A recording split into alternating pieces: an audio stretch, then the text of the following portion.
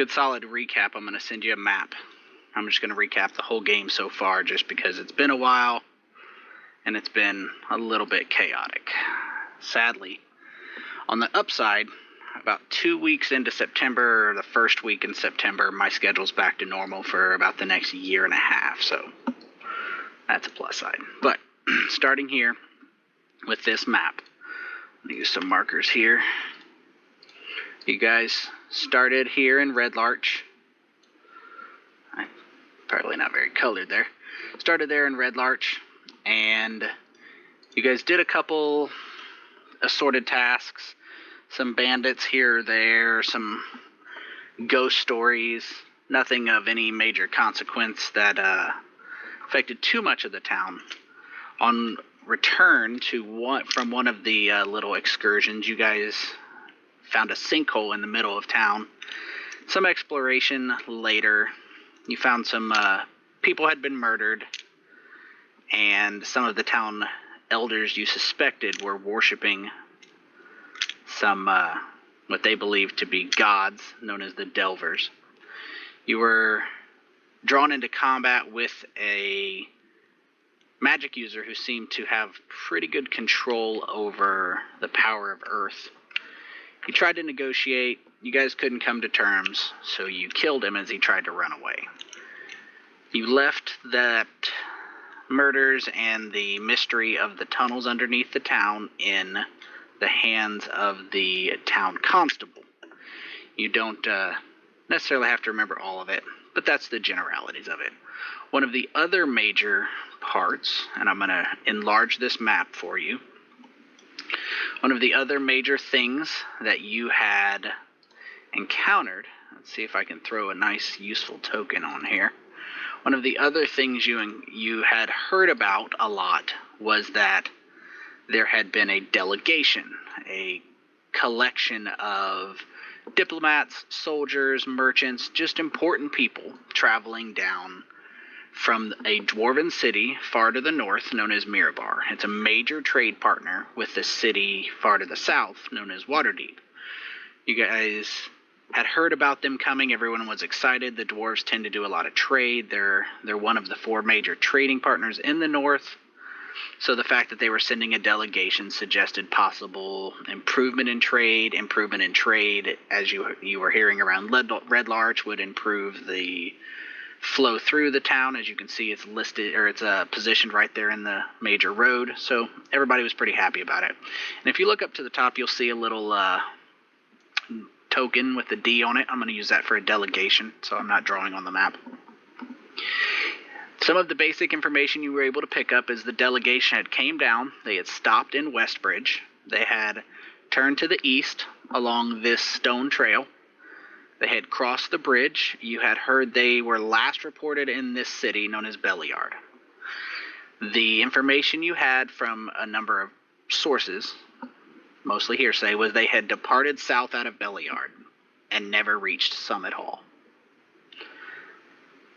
When you guys came out of the tunnels, the constable asked you to look into this now almost 20 days late delegation of very important, valuable people.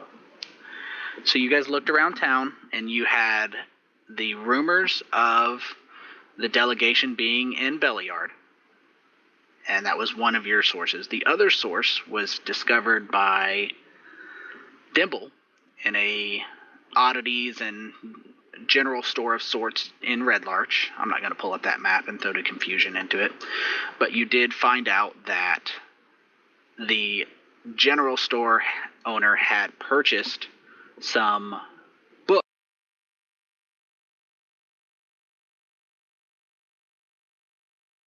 Sorry about that, my headphones went out. So you found he had purchased some books that were written in Dwarven. Oglavone translated the books and provided you guys information that it was a history of one of the major families of Mirabar, so it was definitely from Mirabar, and it wasn't something that was likely to be traded. So he said that he had purchased it from a merchant traveling out of Ironford. I'm sorry, Wamford down to the very bottom, south. Does anybody have any questions so far before I continue with the second half of the update? Nope. Nope. All right, I will, if you do have any questions, just hop in. So, you guys decided that you would investigate the tip of the books as you were getting ready to leave town, heading south to Wamford. You were informed that a shepherd had reported having crossed some new graves, some graves that had only been a couple days old, and he offered to show you where they were. So you headed out, I'm going to zoom in again for you, of Red Larch, and you traveled to the G there. From Red Larch to the G, following that arrow. I'm going to be drawing your path from here.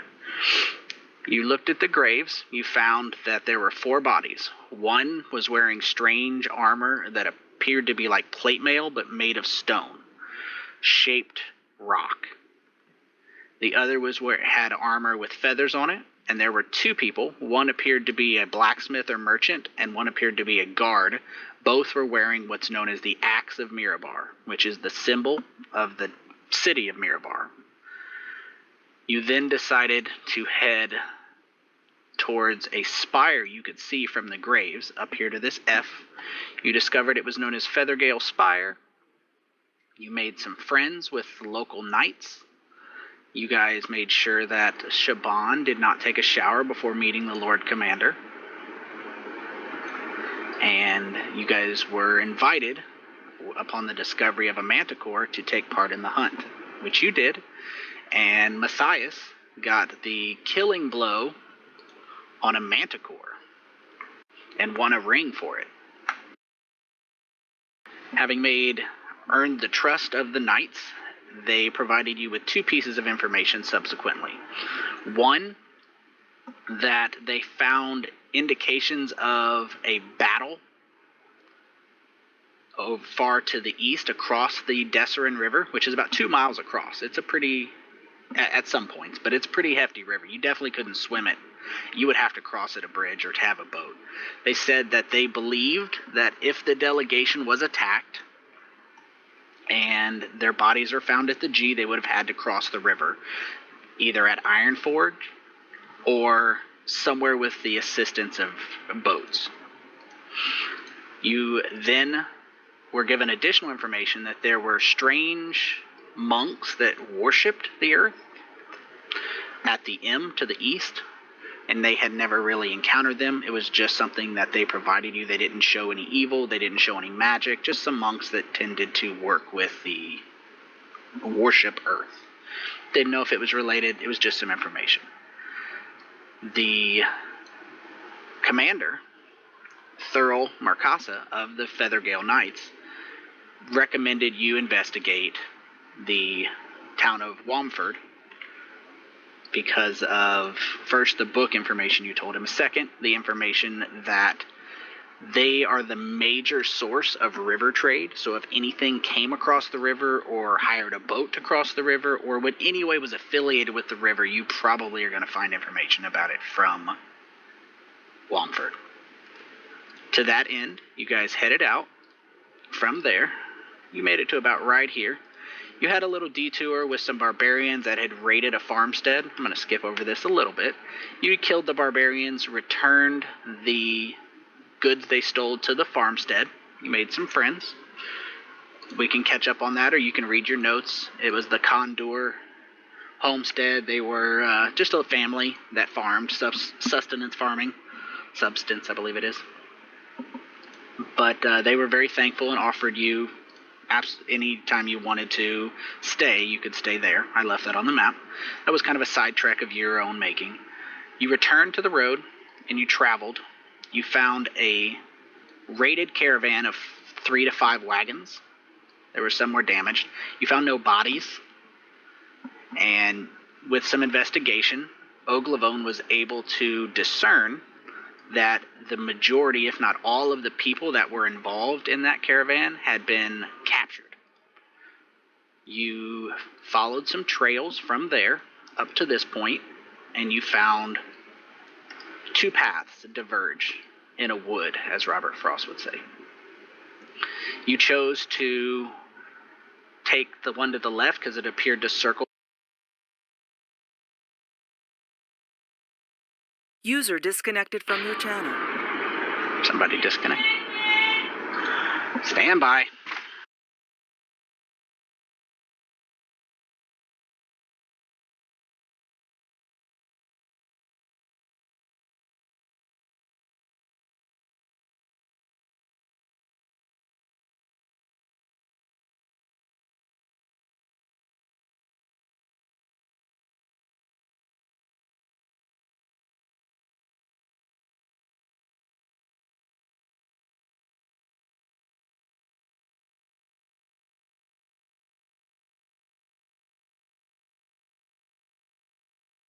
User joined your channel.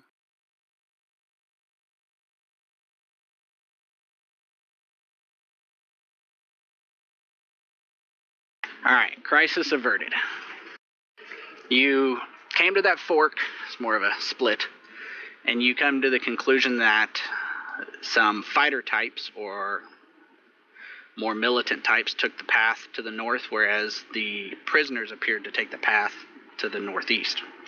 You turned, you encountered a happy-go-lucky looking fellow along the path who appeared to be a dragon creature of sorts, as seen there.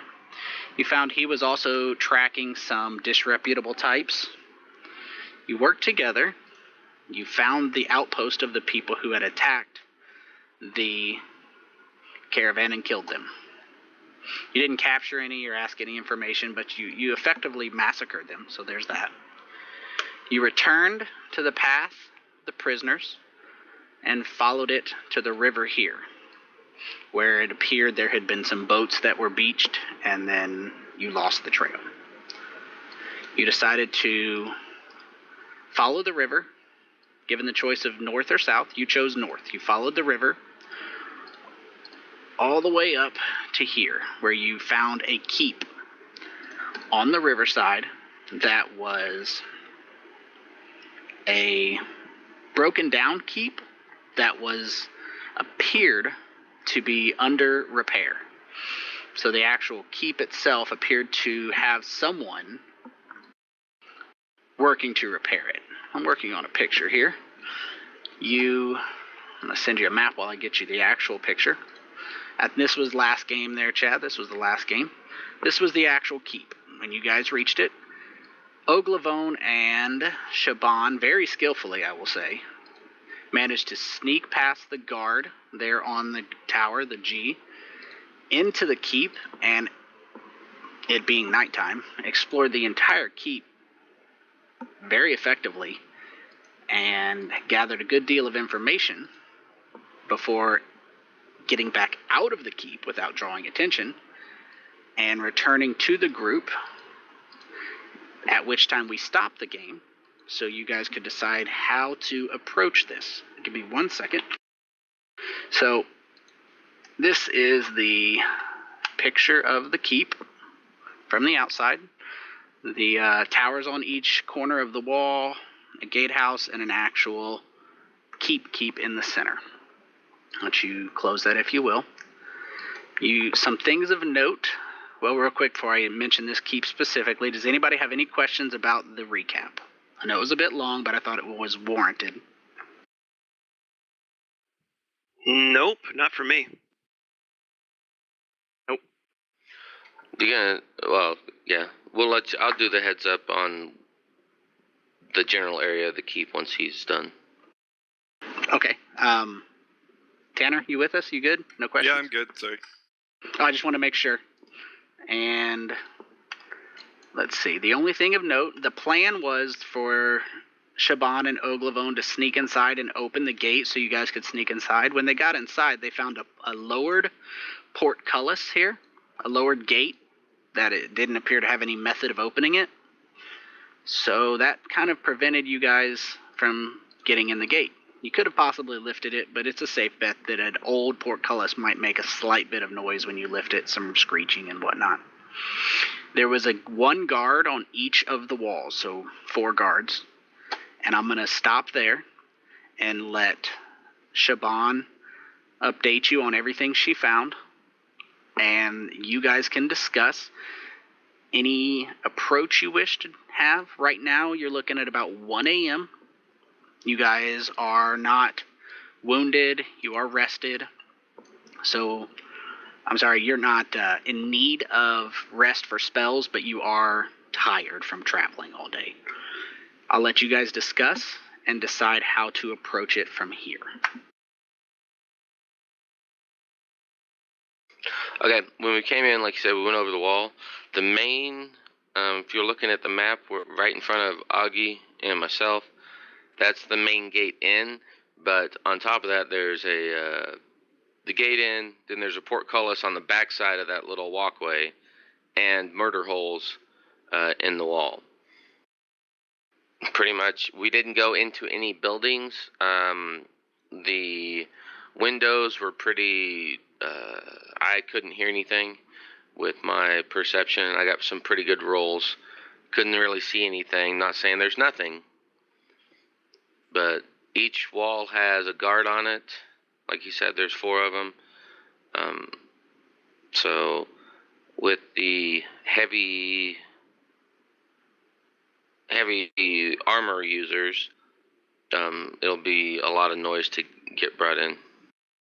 That area that Tony's doing right there, that's like a destroyed area, correct? Yeah, it was a stable at one time, but it is, unlike the rest of the buildings, it is in complete collapsed state. The rest of the buildings seem to be in various states of repair. The front gate, the doors definitely look like they are repaired first. They've been repaired, so you're not going to just push the gate in. This was probably a fallen down fortress, but it has been under repair for a bit. Not completely repaired, but the entry and egress points are repaired. And if you still have it up, you don't have to. At the picture of the keep, they actually have a boom chain. For those of you who don't know what that is, it's a chain that goes across the water entrance. So if you try to sail a boat in or out, it will destroy the bottom of your boat, sink you. So even the water entrance towards the back, and on the map you can see it as well, has its own defenses. So this place definitely doesn't look like it's just being occupied. It's probably been occupied for a couple months.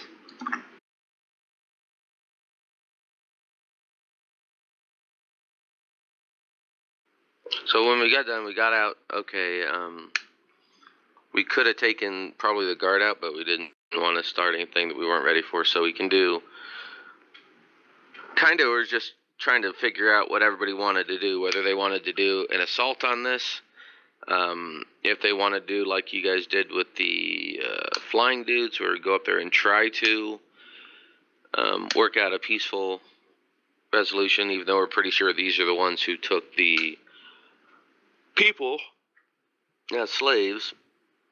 And if the tracks led up to here? Yes. No, they didn't. They went to the water. This is the nearest thing on the water. Sorry.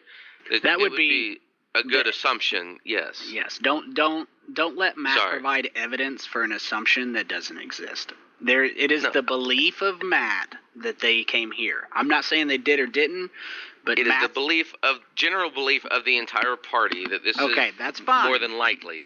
But let's not suggest that you followed tracks to the front gate. You lost the tracks at the river. You followed the river north. It's a basic Latin, the old Latin proverb, post hoc ergo propter hoc. After this, therefore, because of this. He found this after he lost the prisoners, therefore they had to have come here, obviously. No, didn't say they had to. It's a pretty damn good shot. That's what I'm saying. So that's why we didn't want to do a full all-out invasion or attack on the fortified position. So we're talking about either Shaban would go up there to the main gate like tomorrow and see, during the day, and see what all is going on here, and if they decide to get froggy, that's one thing, versus us just assuming we're the good guys here to rescue people and just going there slaughtering everybody. Come to find out, this is a pretty good place, you know? Did Now- you happen to see what kind of boat they had in the dock, if they had one at all? I'm not sure if they remember, so I'm just going to cover it just because I don't want you guys to have to remember necessarily. They had 2 boats, both moored, tied off. One was a keelboat, large, had, I don't know exactly how many people could hold, maybe 10-ish, but it's a large keelboat. The other was a small keelboat, more flat bottom, the boat type of boat you use for river, but they're still decent size boats. Obviously, you can tell on the map one bigger than the other. Okay. The terrain around the castle, is it like trees or hills or something we could hide behind if we had to like quickly get out of here? There are hills to the north. There are absolutely hills to the north, but the general area within about a half mile, quarter mile is pretty flat. The bluff there that drops off is about a 15-foot drop. Or climb. Or climb.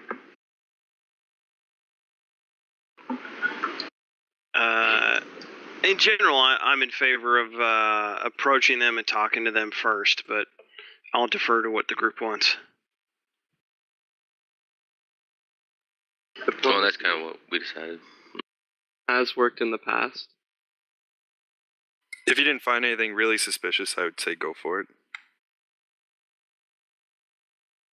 Yeah, I mean, there was nothing that was like, oh my god, they're heating up irons and, you know, fucking torturing people in there or anything crazy like that. It was just, guard, they didn't, when we went through, they didn't look like they, at least the guards that we saw didn't look like they had like the same type of armor that the group that we killed earlier that we followed and with the help of Falcor destroyed.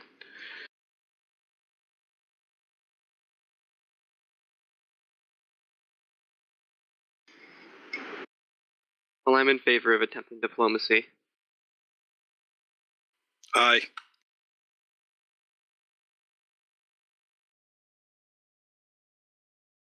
Agreed. Tasha's in the living room grabbing something out of her purse. She says she's in favor of talking to them. Okay, so we'll just make a camp for the night, and in the morning head over there so everybody's fully rested and all that good stuff. Yeah. Sounds like a plan. Okay. Let's And do it. Does anybody want to do anything before I apply the rest? Just so I'm checking with you before I click buttons. I'm good. Nothing in particular. Okay. You guys set up camp quietly, pass the night uneventfully. You guys set guards. No one really bothers you.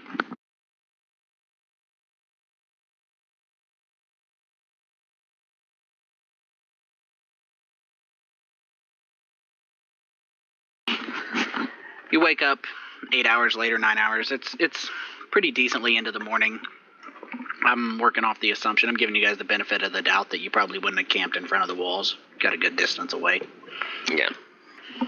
And you guys get settled up, woken up and looking around, and you guys can provide me the approach to the keep as you desire, and I'll go off of that. I sent you a picture, Matt, on your cell phone.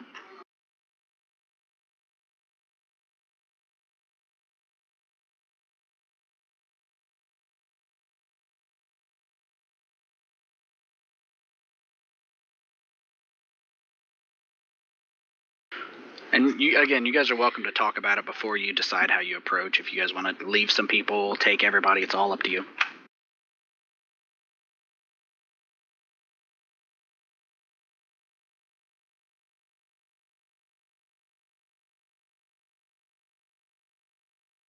Well, we're not a big enough group that all of us going at once could be seen as a threat. That's a good point. Yeah. And then if any of us were to get trapped behind the walls and there's someone outside, they can get in so easily. Out.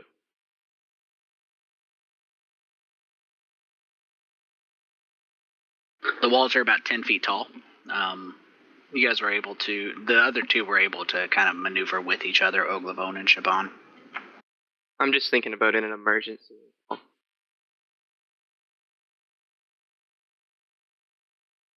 Under Like- fire.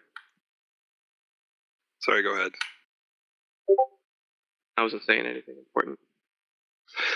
I was gonna say I could not maybe if the rest of you wanted to go up to the door, I could stay back a little bit just to provide some cover fire in case they do attack you guys.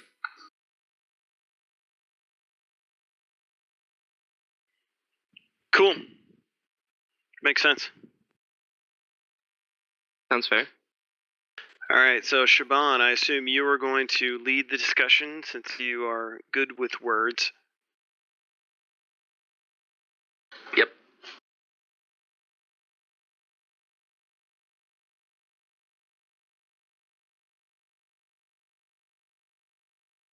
Let me test some sound effect real quick.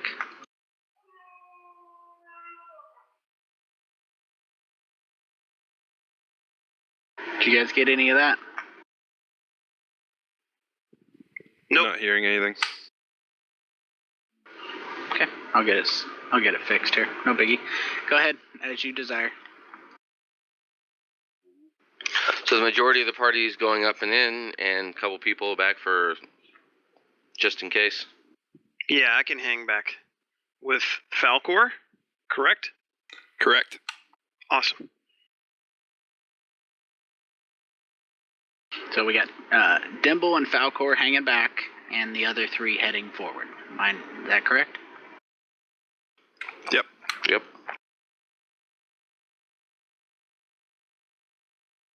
Okay, so you approach more openly this time. That looks like that worked. And as you approach, you notice the keep's main entrance is a 2-story gatehouse attached to that round tower on the bottom left there. There are arrow slits that look out onto the ground outside of the gate. The gate is a double door of thick timbers, recently cut, reinforced by bands of iron. There's nothing that looks like it would allow you to open the gate. And as you are approaching, one of the guards, that guard there on the wall, who to some of you appears to be a different guard than was there the previous night. He sees you approaching as you are getting not quite that close, but I'm going to move Falcor and you up here. It's not your exact position, but just to keep you offset. And you see him disappear into the gatehouse. As you get about to right there, where you're actually at on the map, and I'm going to do a little zoom in for my purposes. You can zoom back out should you so desire. And as you get to about right there, you can hear some clattering sounds from the tower, an occasional muffled voice, and then a human warrior. You can tell he's human. He has a beard, and he appears in the 2nd-story arrow slit that is directly above the gate. You can't see it there on the map, but there is one directly above the gate. He appears to have some leather jerkin armor on, and with a black beard, and he calls out, "Halt! Who are you and what do you want?" Shaban, with her hands spread wide, would step just in front of the party and say, "We're weary travelers looking for rest on our journey. We were waylaid by bandits, and most of our provisions were stolen." Let me a second to do a check.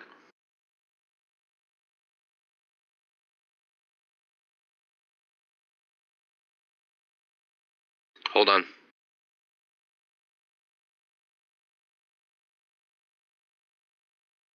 Yeah, I'll use lucky. Okay. You see him kind of look back and look down at you and says, "You're looking for what exactly? It is, the sun's just over the horizon. You can't be looking for a place to sleep. What is it exactly brings you to the gate?" We saw your keep on our progress. We were wondering if you would have any food. That was the main thing. They stole quite a bit from us, but that was definitely, they were focused more on food. I think it was some of the barbarian raiders from around, from further west. Would we be able to purchase any food from you? He thinks for a second and says it's possible. You'd have to discuss it with Jolly, our leader. Is there, other than purchasing food, you just wish to come in, purchase food, and leave? With the group, what do you guys think? Just get in at least? Yeah, and then we can start asking questions. Okay. We could always bring up that there were a number of issues in the surround area, like those raiders that went to the farm. That's why I was saying the barbarians people. That's why I kind of added that in there, so kind of puts it in their head. If these aren't the people who took the group from the convoy, then it's kind of in their head. So when we start asking questions about bandits and the like, where I could actually see somebody instead of, up closer, judge their reaction type deal. Makes sense.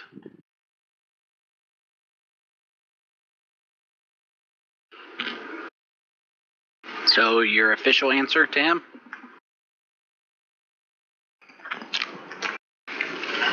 Official answer would be yes, purchase. We've been traveling all night, so definitely purchase food and leave. And if you had a place we could at least enjoy a meal before we come back out to travel on our way down, following the river down to the city. Roll a perception check and give it advantage, please.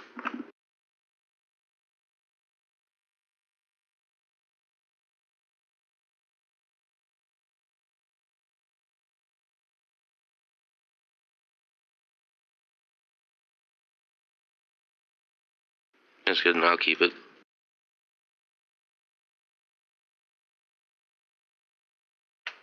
Okay, and he says, you and your party can approach the gate, and we will be down momentarily.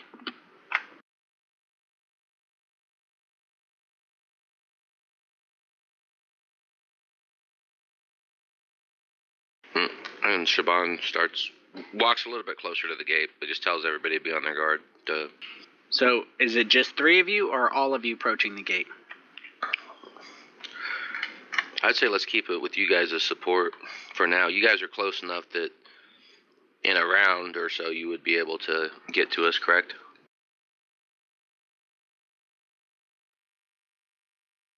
Yeah, just maybe, I guess, if you make a lot of noise, we'll hear it and come charging in. Okay. You guys stand there at the gate for a minute or two, and you hear some screeching a short time later as the portcullis is raised, and a short moment later you hear some chains and some weight lifted before the doors are pulled inwards, the 2 doors. Inside of the gate area, you see 4 guards. I have some tokens for them here. 4 guards there. They don't appear to be anything of major concern. They appear to be wearing leather armor. They got crossbows and some curved swords. Are they wearing a very specific uniform? No, it's everybody's armor is a little bit different. It just all equates to leather armor. Some of them have newer stuff. Some of them have old stuff. Some of them are missing certain pieces. It's definitely thrown together as it's acquired. Okay. So there's no, like, tabards or anything like that, so it's kind of just, as they grab pieces they like, they add them to their outfit type deal. Essentially, the only thing that you've seen so far that appeared to be a tabard was a white banner with a blue gauntlet that flies over the large square keep to the north, that large building up top. The guards wave you forward and say they will escort you to the main keep where you can make your request to Jolly. Can we roll to recognize that symbol? You can. On your character sheet, skills tab, just roll a, let's see, an investigation check. Should be about halfway down. The +2 or +4 over to the right.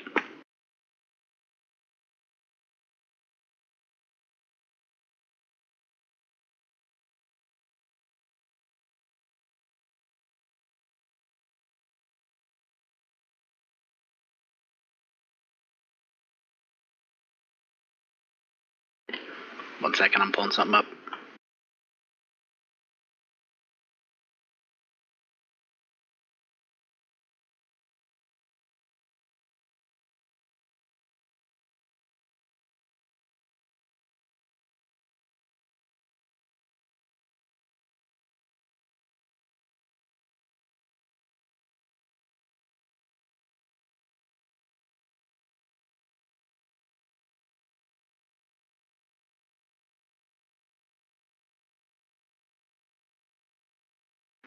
So the symbol, the blue gauntlet, doesn't seem to be anything any of you have seen anywhere. It doesn't seem familiar to anyone.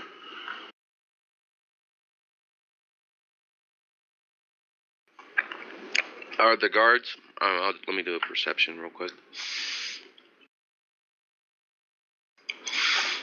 Do the guards look like they're more in the lines of actual guards, or do they look more like ruffians, cut purses, stuff like that? They look more like, wouldn't say mercenaries, but they definitely look like people that have made their way in the world by selling their swords, rather than enlisting in a professional military or militia. Got it, thank you.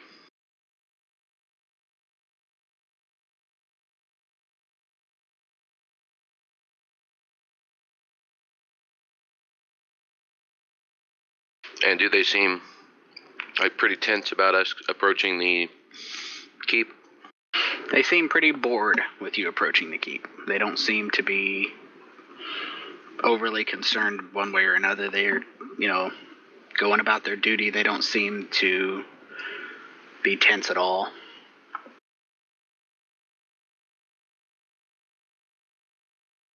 Okay. I'm done with questions.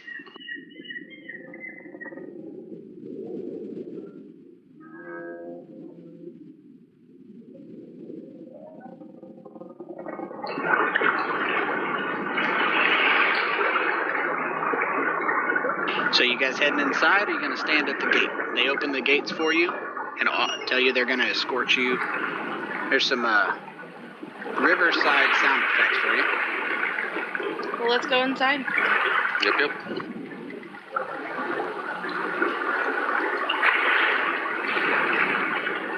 So they escort you guys inside, and they, as you go in, they form up behind you and around you. Just two in front, two in back. And I'm working off the assumption you guys move through here. I'm gonna That's fine. I'll just put you here.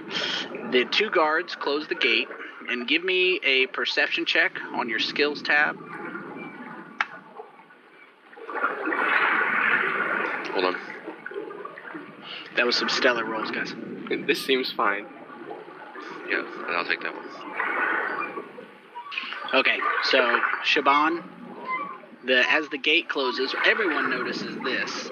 The gate is from the back specifically it's made with some iron shell or hooks that a massive bar, a big piece of wood, is fit on this side. So if someone were to hit it, it would protect the door. It's definitely a barred door.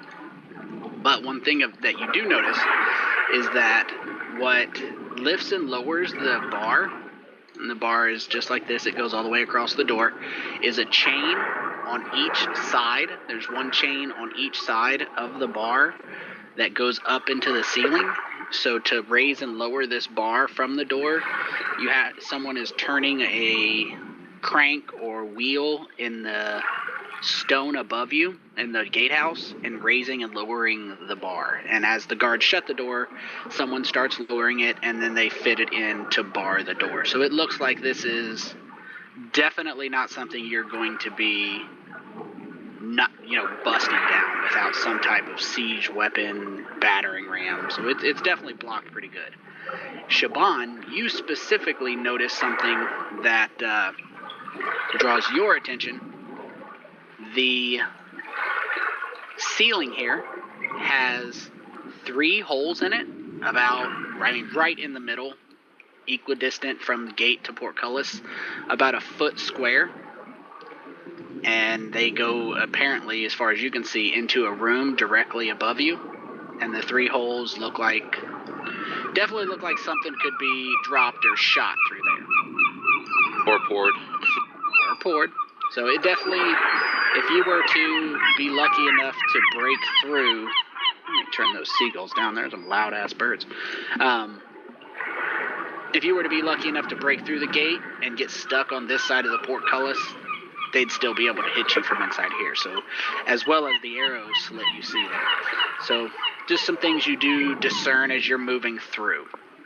And as you do, assuming you're not looking to stop underneath what are, for those of you who aren't very familiar with medieval architecture, holes like that are known as murder holes, because they would let people through, stop them with the gate, and pour boiling oil and all kinds of ignited petroleum on top of people.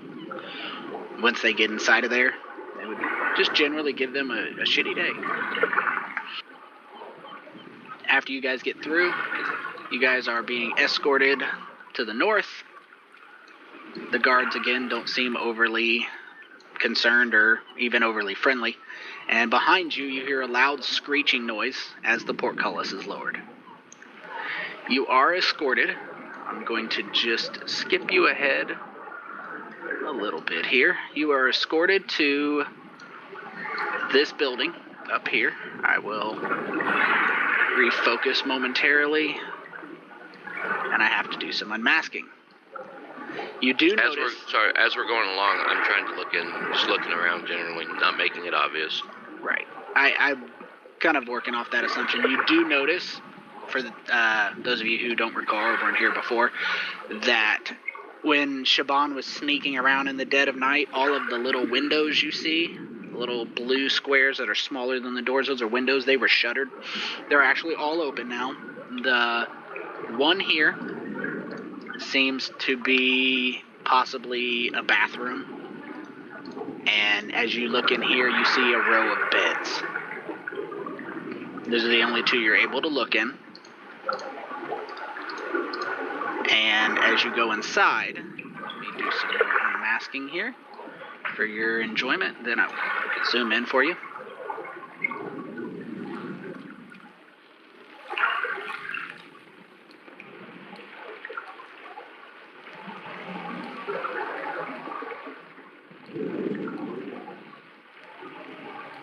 So the 2 guards in front of us step in and then go immediately to the sides.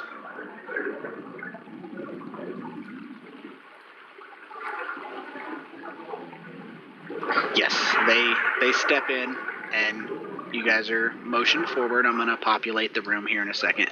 The other guards walk in front of you.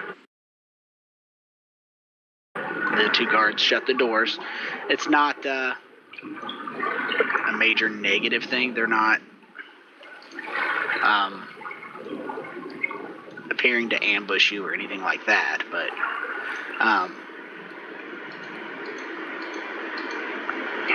we'll start off that way. Put these guys there. So, some quick descriptions. Did anybody else have any questions before I start descriptions here? Not yet. Okay, so you step into this room, and you can tell this room, or this building, was the first one to be repaired. The room that you walk into is the Great Hall of the Central Keep. It is 2 stories high, with a set of stone stairs on both sides of the room, leading up to a stone balcony at the west end of the chamber. There is a upper level, but it's not on this map, which I don't understand because there's the upper level is on the player map. So let's see here. I'm going to send you a second map. If you just give me a second. I made this silly assumption that since the upper level is on the DM map, that it would be on the player's map too. It is not.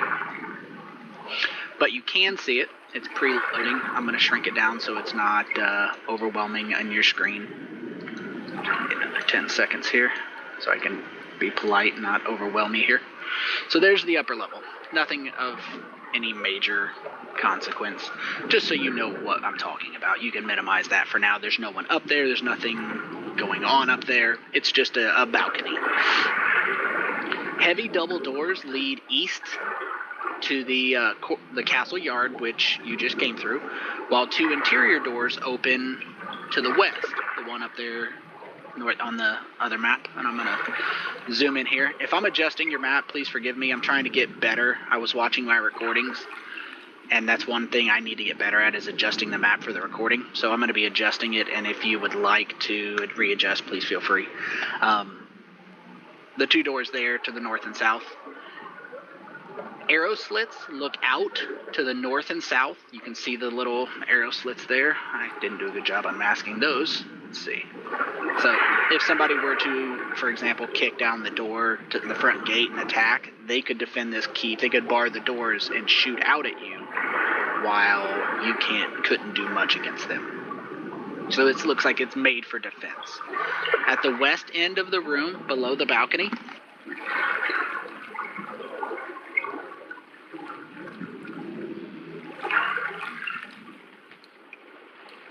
is my microphone beeping at anybody else's ears? Nope. Nope, just yours. Nope. Okay, I Maybe need you're to. crazy. That's not untrue. But I'm not sure. Give me 1 second. I'll see if I can fix this real quick.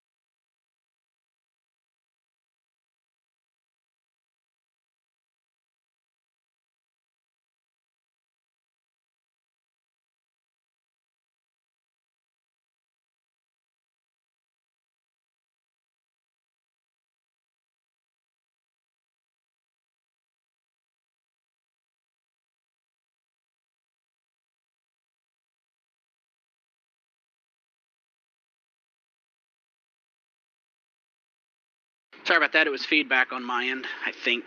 So if it happens for anyone else, let me know. Let's see. At the west end of the room, below the balcony, underneath these first two rows towards the back, above the J, is the balcony. A large wooden chair sits behind a wide table littered with papers and discarded plates. A second table, this one long and furnished with benches, runs down the middle directly in front of you. The walls are painted in green and blue and decorated with tattered banners showing nautical designs. I need all three of you to give me a perception check from your skills tab. The three of you in here.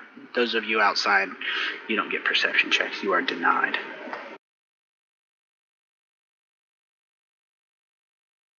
So, Shaban, I'm gonna give everybody a description here. The man behind the chair, he is a stockily built human. He appears to be a man with some fairly pronounced teeth, but other than that, he's got a big, bushy, wiry beard. Let's see if I can find him a nice picture here. The man sitting down at the table is a strange-looking one, but I don't think you'd be surprised by that with everything else going on.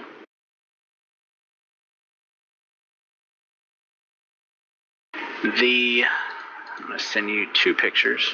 Actually, just one. But the guards by the stairs look familiar. At least their weaponry looks familiar. They're carrying swords with teeth built into them. That's what you see there to the left.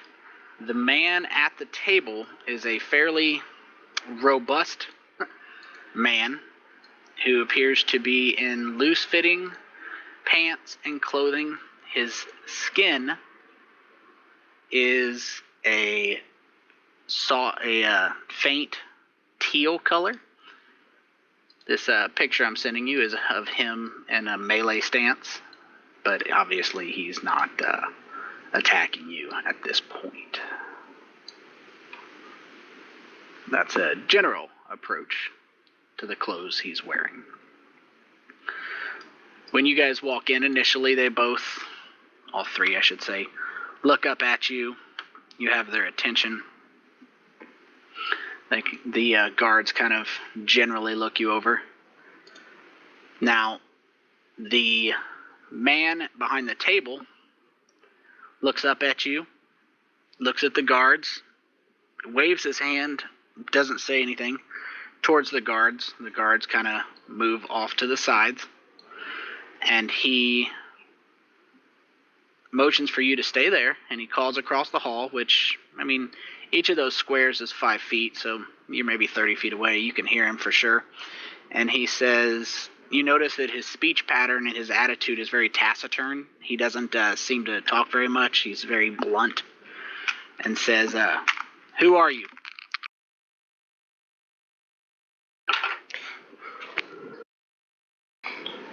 Shaban again would raise her hands up and give a very elaborate bow towards Oliver and say, "My lord, we are weary travelers. We were ambushed upon the road by, we think, bandits. They took all of our supplies, killed 2 of our party, and left us for dead. We have walked many days with very little food, very little water, and we've been walking towards the river so we could follow it down." He waves his hand at you, and you can tell it's an indication to, and he says, stop, I don't care. What do you want? Just wondering if we could trade for food, travel rations, or any of the such, so we could make our way back down to the city in the south. He says, what city? 1 second. Waterdeep. Ironford. Iron at least Fort's the to bridge. get us. It's Wamford. Okay, Wamford. That's my fault. It's okay. Well, I'm trying to look at the map and it's really zoomed in, so at least enough food to help us reach Wamford. So there we can reprovision and maybe get on with a caravan going up to Red Larch and then further on. He kind of looks and says, "Do you have gold to trade?" Yes, we have some gold to help with this. I was able to secret some along my person when we were raided earlier. He says, "Wamford should be 2 days travel. There's 3 of you. How much are you offering for 10 days worth of rations?"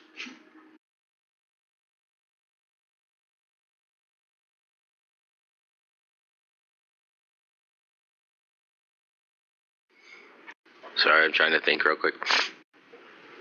You want the price, or you just think Yeah, of something else? I think it's like in a gold per 1 gold piece for 2 days. So 5 gold would be a rough price if you were in a store. Okay, yeah. So here, since we know that it seems that you are lower on supplies, and this was a chance meeting, I can offer you 10 gold for the provisions for me and my companions for the 2 days it would take us to reach Wamford. He leans forward, looks at a ledger, scribbles something down, and barks out an order real curtly to the soldier to the south, who retreats behind the door here. She's gone. That's the wrong door. Sorry about that. To this door here. And comes out maybe 2 minutes later with a sack, walks over and hands it out holds out an empty hand, looking for gold before she hands you the food. Shaban would take her obvious purse from her hip and not making sudden moves, holds it up with 2 fingers and tosses it towards the person who has the food. Define tossing, like it in her hand, trying to make her drop it. What are we doing? No, I just toss it like on the table in front of her, just with 2 fingers, just kind of toss it in that, not throwing it, not, playing fucking fast pitch, but just kind of tossing it onto the table so it's away from us, but still well within reach of her. Okay. She scoops it up first, kind of jingles it in her hand, then hands the bag of food to you, Oglavon. And as you take it, unless you don't, she retreats back by the stairs. I grab it and just look at her. Okay, she walks away when you take the food, and the taciturn human in the seat, still in the seat, says, "Now that that's done, is there anything else you need? Or can we call it a deal and you can go on your way?"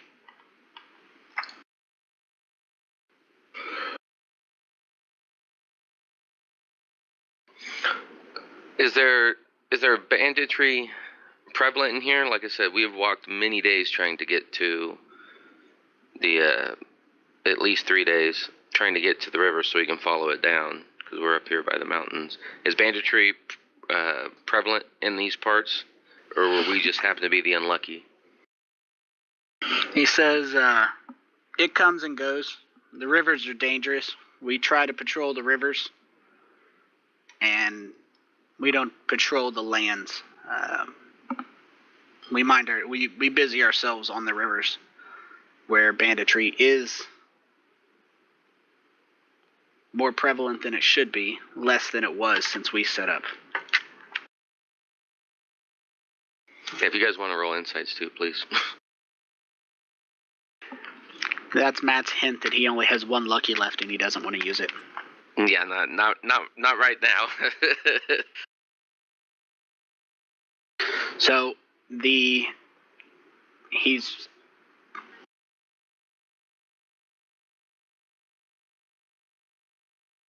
So Matthias and Oglavon are a little more skeptical of his story. Shaban's like, this is such a pretty keep. He must be telling the truth. And he seems to be giving you a guarded answer. His intentions obviously is to be truthful to a degree. He seems to be saying that they don't travel outside. Seems truthful. They do patrol the rivers. The banditry seems to be, on the waters, but you don't have the exact meaning, but you definitely detect that he has a double meaning behind his words. Not necessarily bad, but definitely not telling you the whole truth.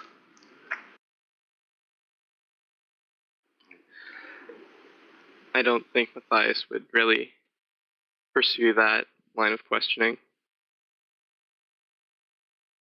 I'm just gonna. Shaban says, well, in that case, my lord, we will depart your fine keep with food and at least get a little bit down the river before, or we will eat outside of your keep and then proceed on to get to this town, because it's been at least 2 days or a day or so since we have eaten. He nods and says, well, if your business is done here, you may depart Riverguard Keep. And thank you for the gold.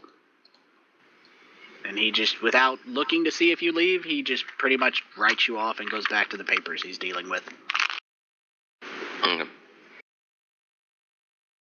Then I guess we would just follow the guards out. Okay. Yeah, I don't really think there's anything here. Well, we know that they're now... The weapons are at least similar to the people we fought with. The guy with the name Yu, Urshurnora or whatever, looks, in tone at least, is similar to the other people that we've... the other way around, not the Yu. The Crushing Wave Reavers were the same... Yeah, had the armor? same weapons, same look. You've never seen the bluish guy before. What was the guy we fought? Okay. You guys fought a guy in seaweed robes and barnacles growing off of his skin. That's what it was, thank you. Different, but the weaponry, not now, mind you, weaponry can be easily taken, but the weaponry on those two guys seemed absolutely familiar. They escort you back out. They lift the portcullis, and after a short signal, you notice there is some movement from above. They pull the chains or turn the wheel. It raises the bar. You guys are let out. And then the gate is closed and the bar is lowered. I would say we go to the south of the building and south of the keep. Do it real quick.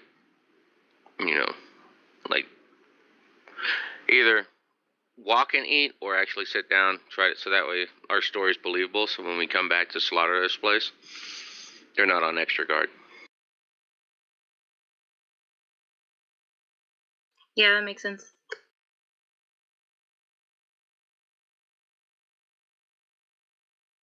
Mal?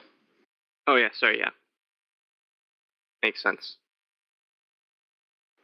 I'm trying to be unobtrusive to the people behind Shaban. I assume that people are watching. I would definitely, like, in front of my chest with my back to the keep, kind of do a point towards the south and start walking towards the south while Augie disperses the food. So we're eating and walking, heading towards, I assume there'd be some sort of trees about a quarter mile down the road or something, just out of sight of the keep.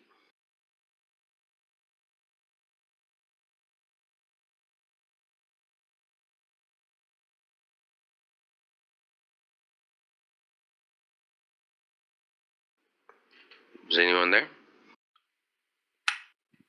Yeah. I hear you. Yeah, sorry, I was laughing about something. And Matt, that picture I sent you is not a baby fever stroller. That would be a dog stroller that me and Natasha have purchased. Well, that's what I said at the front. It's like a doggy stroller, unless Wait, it's what? unless the dog's paralyzed. And I was like, haha, baby fever. She's just an old girl, and she likes to go for walks, but she can't anymore, so I pushed her in a stroller. They got a baby stroller for her rat. No, it's an actual stroller made for dogs. I know, but it looks like a fucking, like the rubber baby buggy bumpers. Yeah. Like the old British frickin' strollers. That's what it kind of looks like, only it's not like all metal and wheels. And it's pink. Got a little pink, little bassinet for it to be pushed around in. It's adorable. It's true. It's true. If you have a vagina, which apparently Tony does now. All right, so you guys are heading to the south, Heading to the south to... eating your food. Yeah. You know, making it look like your lie wasn't a lie, that kind of was a lie, but wasn't a lie. That's what I say. You got to mix just the right amount of truth in with the lie. We were waylaid by bandits. That's why you've been married for 18 years. That's right. No, it's true.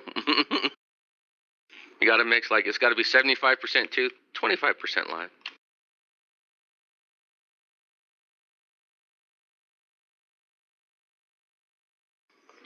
So, and after you guys eat, you do notice the guard is paying attention to you, but I mean, that's to be expected.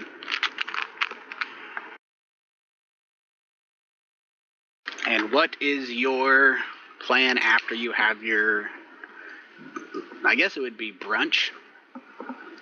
Second breakfast? Second breakfast. That's a real thing. You go to hell, man. I know. We all's hobbits. If I could have waffles or pancakes for breakfast and lunch and dinner, I would. Exactly. You absolutely can. Well, you can, but yeah, people frown on that. I don't care though. Okay. I would say we wait till nighttime, go back and infiltrate this motherfucker. Because once the party, comes back up together, once we're out of sight, we would kind of double back. To the... You guys go ahead and discuss. I'm going to go use the restroom and see if Tasha's dead. I think she killed herself. It's possible. Okay. Did she bleed to death?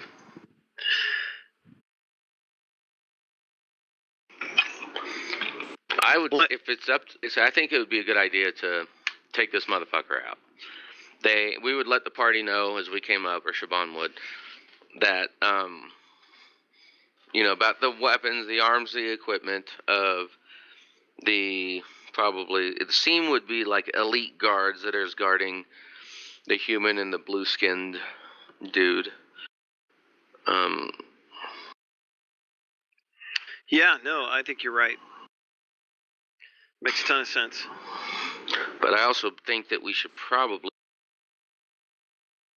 have, since me and Augie went in there before, have me and Augie go in there and at least try to take the parapet guards out, or the wall guards, take them out so everybody else could approach without alerting, have the heavy armor dude come clanging up, giant dragon dude with full, chainmail chaining along.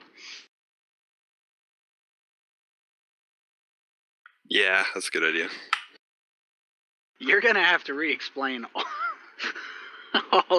all of that to Natasha.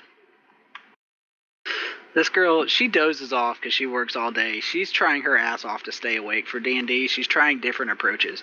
Her current approach is she put scalding hot wax on her leg. What? Also, 1 sec, I'll be right back.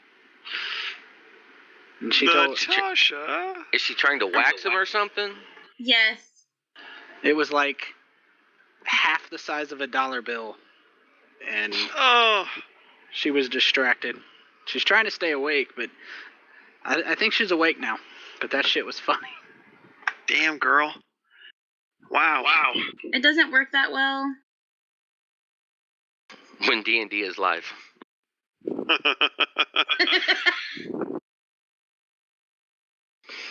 She's not supposed to use like actual wax.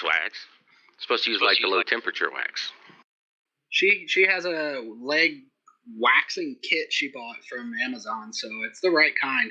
But on the upside, Chad, since our last D&D game, me and Tasha, at her request, watched all 8 Star Wars movies, and now she's obsessed with Star Wars. There you go. I'm going to a costume party next weekend, and I'm going to be Darth Vader. Nice. Awesome. That's really I don't know. cool. You're a little young. You may need to go as Kylo Ren. You know, be all moody and lose your shit and start beating up, you know, inanimate objects. No, Darth Vader's my fave. Okay, How'd which that Darth make you Vader? Anakin or actually Darth Vader? Okay, so this is hard Good to job, good explain. job. I don't know. Anakin. That's what she's hedging way too much. I like the end where he turns good again. But that was still Darth Vader, so technically Darth Vader. Yes, I was talking about from the original trilogy, Anakin. You know, the moody, brooding, Hayden Christensen Anakin, versus the I will murder fucking entire worlds Darth Vader. So yeah, Anakin, I guess. There you go. We went to Walmart to get her a lightsaber yesterday, and we were walking through the aisles, and she kept saying she wanted a Darth Vader sword, and I kept telling her it was called a lightsaber, and she said, it's the same thing, and this guy wasn't even involved in our conversation, turns dead around and goes, no, it's not. And then his wife said, yes, it is. And every guy is thinking the same thing. Fucking just, no! The eye starts twitching and shit. You're like, I did the best I could. It's okay. My daughter asked to watch the Harry Potter series right before I came on this mission. So we're up to 4. Getting ready to, I think when I get back, we'll start with 5 and finish out the series for her. I think Malachi stepped away. I'm not sure if he's back. I'm not sure if Tanner's still here. But I'm still here. if Malachi's away, let's call it a 5-minute break. I'll put up a vote for when you're back. Use the restroom, get the wax off your legs, get a drink, and we'll get started. Woot woot. Sounds good.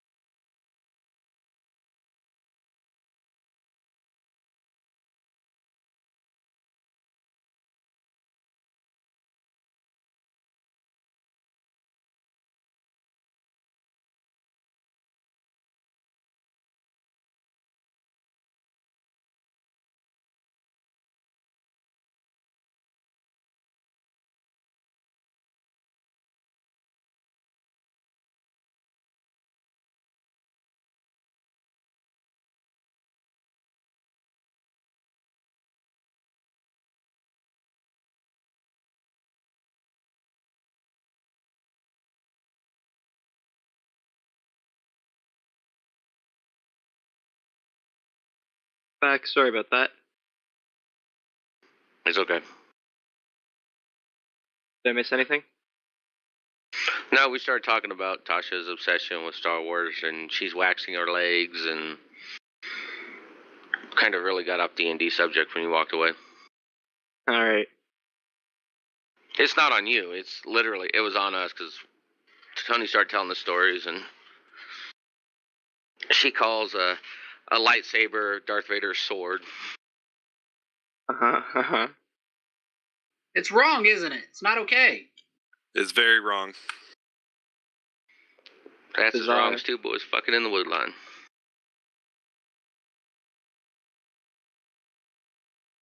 Eddie doesn't like that saying. He finds it offensive. Eddie would, because he would be one of those 2 boys. Quit being insensitive, Matt.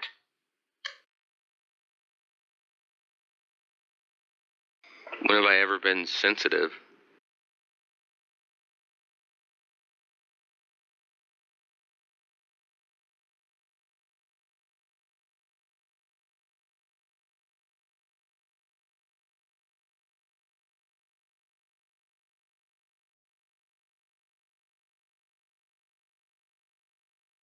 Mal, you get any interviews yet?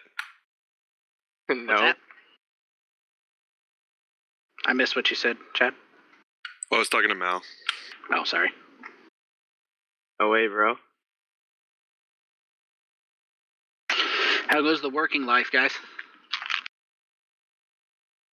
Keep him busy. Everything gets Very straightened busy. out with you, Chad? You were up here in Kentucky, weren't you? Up around us?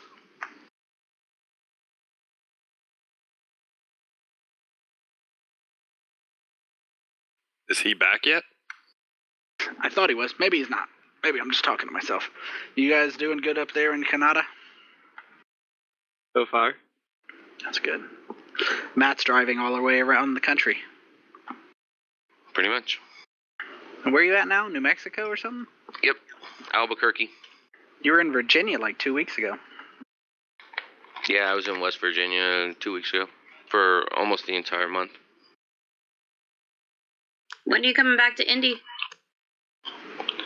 Whenever I can con my wife into going back, we gotta, because if I don't get picked up for E7 on this look, which I should find out here in the next month, they'll be putting out the promotion list for E7s. If I don't make it, then I drop my retirement paperwork in February, and the next mission that we have down to Camp Atterbury is next June, so I don't believe I'll be able to make it because I should be in a, they have a, like 16 week, almost like an apprenticeship thing that I'm hoping to get into just to stay away from work but still get, they have two different ones. They have like a pipe fitting,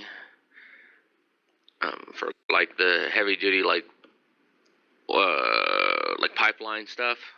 And then an electrician course that I'm trying to get into, just because I enjoy working with my hands, and electrician's not going to be too awful physical, so I shouldn't be too worried about it. But Have we'll you see. considered trying to convince your wife to move to Indianapolis the same method she used to convince you to marry her? Yeah, but when I take off my clothes and walk towards her, she's like, "Put that away." Matt's wife tricked him into marrying her with nudity. An 18-year-old boy. Okay, let's go. I was 18, and she came in butt-ass naked and sat on my lap and started moving very, trying to sensuously. And all the blood left my head, so I just kept saying yes to whatever she was asking. Nice. And that's how he got married. How sad and pathetic is that? Yes, because at 18, when a naked woman's sitting on your lap, you have a lot of recourse. I don't feel like that's fair. I feel like that should be like in a clause in the marriage contract that you Right. can use to get it, annul it. Yep, that's just like Scrubs. It's like, you were naked at the time. I'd have said yes to anything.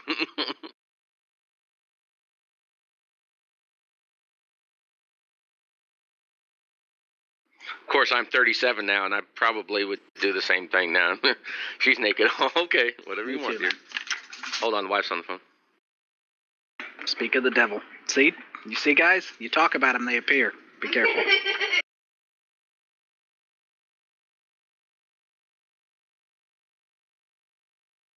You two got to go back to school after this summer's over of working, I think you guys said, or are you guys in the full apprenticeship phase? No, we're going for 16 months. 16 months of work, then back to school. So we're only done like 3 out of the 16 months so far. I understand. Well, my schedule will be back to normal at the beginning of May, or beginning of September. So, D&D will be back on to 3 times a month. Next week, no, not next week. The week after, I am gonna be have to like move to a different city. I'm gonna be living out of a hotel for like 6 weeks. So I'll let you know, kind of day to day, if it's gonna be good or not. I understand. If you can't make it, no biggie. But hotel internet does work for Fantasy Grounds. Matt is currently using it. Yep, you can't host off of it, but you can link up with it with Tony hosting. Yeah, I figured it would work. I was just more concerned about time because I'll be working 10 to 12-hour days, so I'm not sure. I just might be late some days. No biggie. If you can't make it, you can't make it. Nobody's gonna hold it against you. The only person I hold it against is Josh, and that's because he's a douche and annoys me. Right?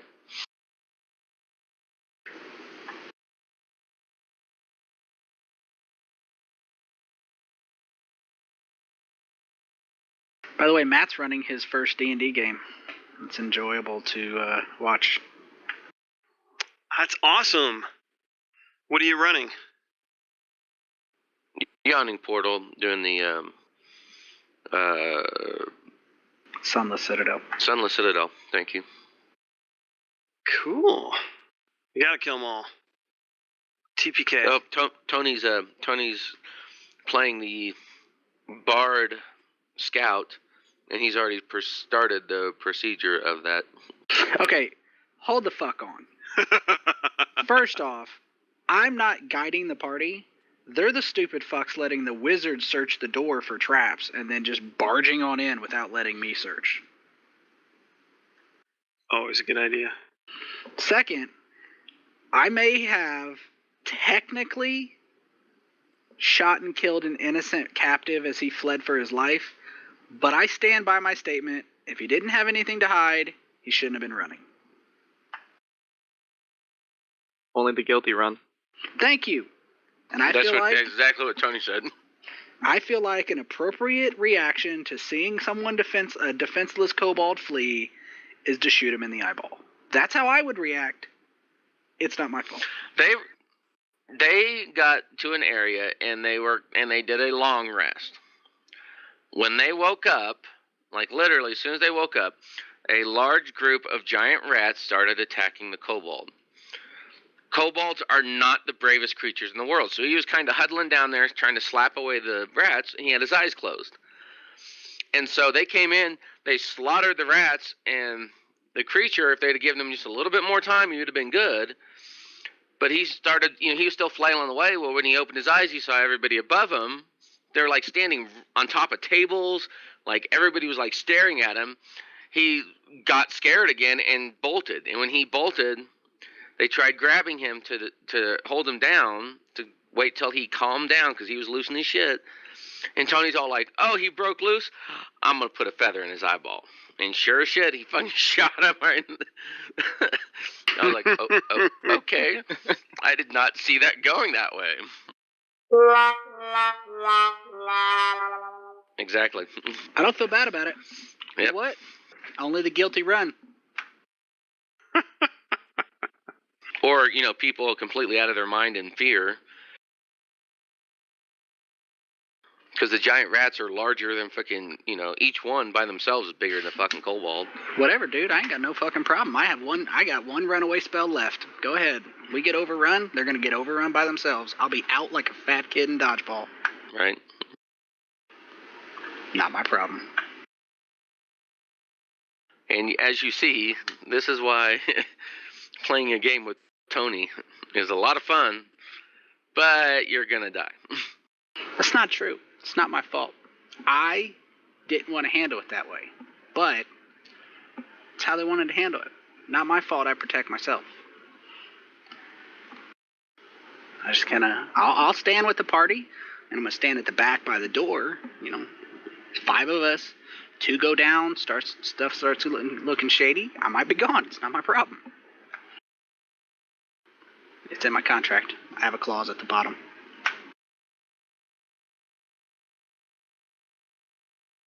Alright. Let's pick back up if everybody's ready. Yep, good to go. Aye.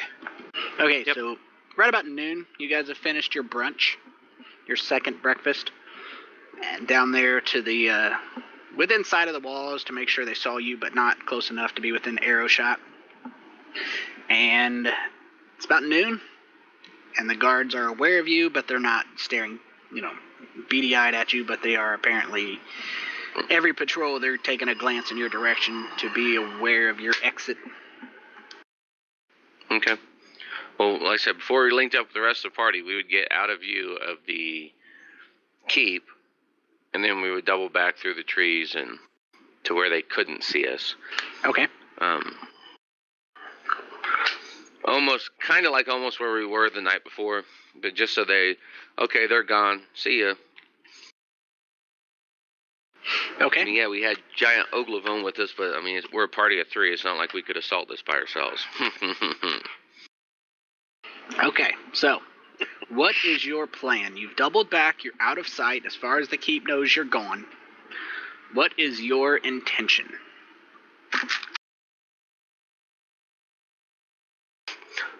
I say we do almost what we did before. We go in, take out the guards walking along the walls as quietly as possible. I mean, they're wearing leather armor, so it's not like we got to worry about dropping somebody in full plate, clanging and shit. Clear the walls and then bring everybody else in, and then have the sneakies, myself and Augie, go in or start leading the way, and then having them follow up and trying to be as quiet as possible to take out everybody who's in here. And then hopefully if we can get everybody down, then either the boss man or the big blue fucker, we can interrogate to figure out where the prisoners are.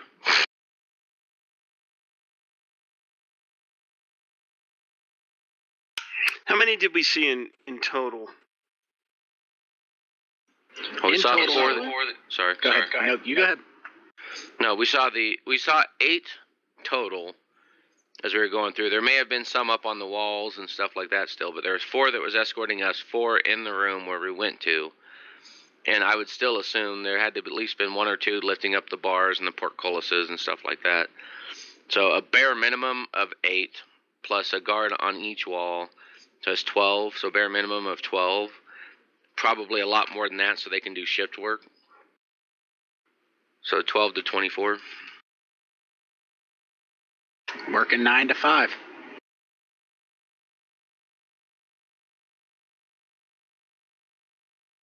I think a good course of action would be to take that main place that you guys went into, where Jolly was, and then we can always bar the doors on after we go in, and then deal with people inside, and then have to deal with the people outside if we make too much noise or something.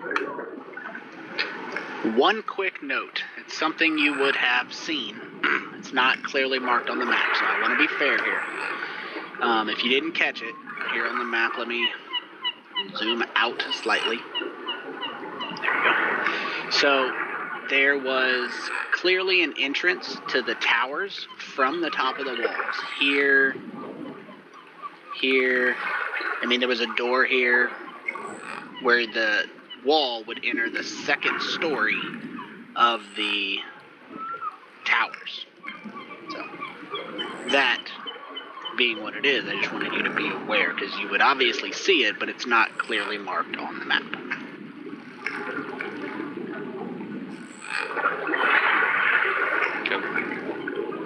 So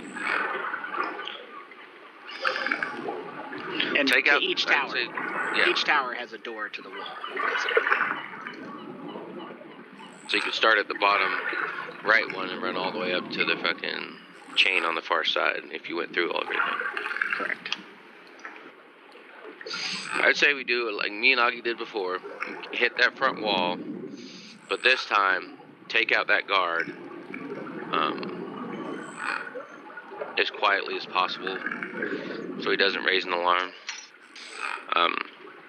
And then, I mean, 'cause some of you guys got some pretty heavy duty armor, disadvantage on stealth checks. Then have me and Augie do the leeway. I mean, we can take out every single guard on the wall, but go into the main keep area and bar the door from the other side or whatever, and then see where we go from there. But do the same thing, wait till like, 2 or 3 in the morning where the guards, right before their guard change shift or whatever, or not right before, but an hour or so before, to where their guards are kind of lackadaisical. Okay. That's my opinion. If Sounds you guys good, got let's something do it. else, go for it. Nope, let's do it. Sounds good to me. Okay. I Okay. guess we're just gonna long rest it until 2 in the morning. Okay, I'm going to apply another long rest. If you have spells and you desire to change those spells, now is your chance.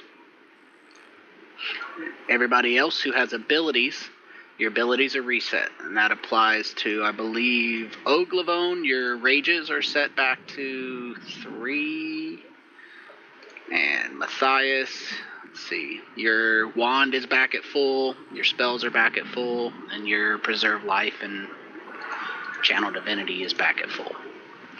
Yep. And Dimble, if you need a second to get your spells User in in your order, channel timed out. fine with that. Looks like Got it. Tanner's having an issue. I'll Good. let him have a second to reconnect. By the way, Matt and Chad, you both organize your spells damn near identically. Oh, between the games? Yeah, Really? Matt's character has the same thing. Let's find 17 different spell descriptions for one spell, which is fine. That's how I do it, but just noticed it. Per level. That's hilarious. That's what, because I put it in there like magic missiles. I have magic missiles, and right below there's magic missile level 2, magic missile level 3, magic missile level 4. So I don't have to sit there and go, oh shit, I got to add an extra dice. It's already in there, and I click on it for the damage, and I mark off a level 4 spell. That's great. I wasn't even doing that. What were you doing? Just having I- everything there, marking the ones that you want? No, I can. I have this something is selected when I leveled up. What lets me change the damage type. So I can go like, force to fire to ice to lightning. Nice. Yeah, so I have all that. Oh, real quick, Tanner says he lost power. Ah, I saw him Wanna give him- disconnect. I was going to give him a second. Is it as in power's out or power's recycling? As in, like, we live like a city away from each other. There's a pretty serious thunderstorm where I'm at. He just said he lost power. Well, that's no fun. I mean, done. You guys want to give him a couple or continue on without him? Hate to Oh, do he, it 'cause this is he going to said be it one of the just first. came back. Okay. Let's let him get back up. I'd like him to be here. Yep. And Matt, for the record, I would let you shoot me in the leg for $10 million.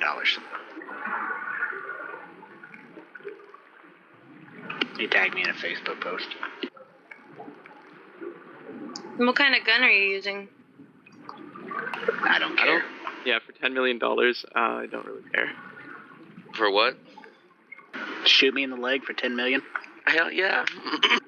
Tasha said, "What kind of gun are you using?" I don't really care.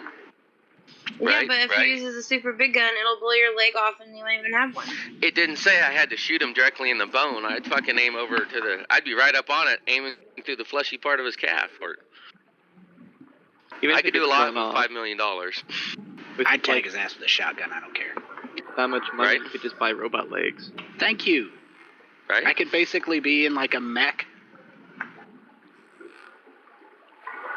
That's what I said. That's why I was like, yeah, Tony, split it. I'm good to go.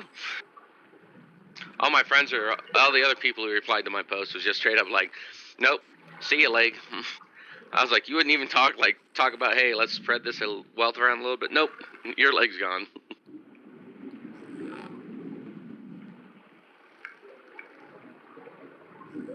I'll just keep my leg. I didn't say I was taking your leg, but you wouldn't let your best friend, who liked you, shoot you in the leg, fleshy part or whatever, and split $10 million with you. So you get $5 million for them to shoot you in your leg. My best friend's a fucking idiot. I'm not letting her hold a gun. Okay, Tony then. She gives the mission to Tony. If it's a small handgun, yes, I'll let Tony shoot me in the leg. So what are we talking about? What's the max? Like 9 mil, 357, Desert Eagle. What are we talking? A 9 mils is about the biggest I feel comfortable with.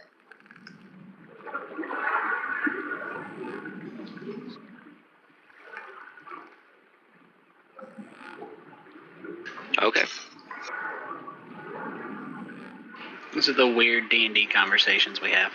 Right. By the way, JD won't be coming back. So I feel like you told us that. I talked to him today. He won't be coming back. I was hoping I could. Oh. I was gonna say, is that because you shot him? I Right. thought about it, but I offered. He declined. Why isn't he coming back? Is he just too busy? He's not allowed to be my friend anymore. Really? Did you send his wife a friend request yet? I apparently I don't know how it happened, but his wife got unfriended on Facebook, and now she's forbidden him to be my friend anymore. Seriously? Yeah, I'm pretty serious. That's very adult. I know that, his best friends with Tasha and everything, but wow, what a thunder cunt. I say that with love, Tasha. I unfriended her because she was being a fucking twat. And then she unfriended Tony and told her husband that Tony unfriended her, which is not true because Tony's friends with all kinds of sluts on Facebook. So I know for a fact he didn't unfriend her. There's no And now he animosity can't- there. And now he can't be friends Right, with right. JD. It's so ridiculous. Did you guys pick That's up how how she fucking- threw that slut comment in there? Right? There's a little, bitter.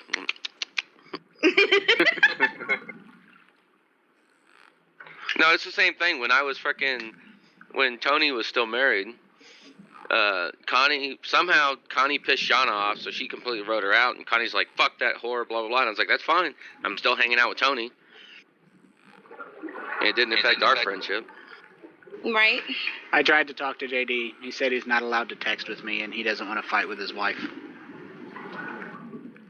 Sorry, that's freaking weak. That is pretty weak, but Right? I I don't did- Probably gonna get divorced. I did try to friend her on Facebook. She blocked me. Oh, that's nice. That's And- people just looking for confrontation. Yeah, most people I get unfriended by her because I post extremely offensive stuff on Facebook. I can see that. I try. Like, I go for it. I got unfriended by 4 people last month because I posted something about if you have a joint Facebook account, it means one of you, or nothing says my balls are in a purse or I cheated on my mate like a joint Facebook account. Right? Oh, that's funny. See? It's funny to be on my Facebook page. Just saying. Wouldn't know. Do what Elsa taught you. Let it go. I did. We're not friends. That's just fantastic, Branch. I fucking User hate joined your you. channel. What is that reference? Fantastabranch? Gotta know now. Thanks, babe. Fucking thanks. Just tell everybody in the group. How about that? Wait, I missed it. Tell the story. Go ahead. I showed her a picture one time, and it's got a picture of an orange Fanta, and then it's got a picture of a stick. And it says, I think you are orange Fanta stick. And she said, Fantastabranch?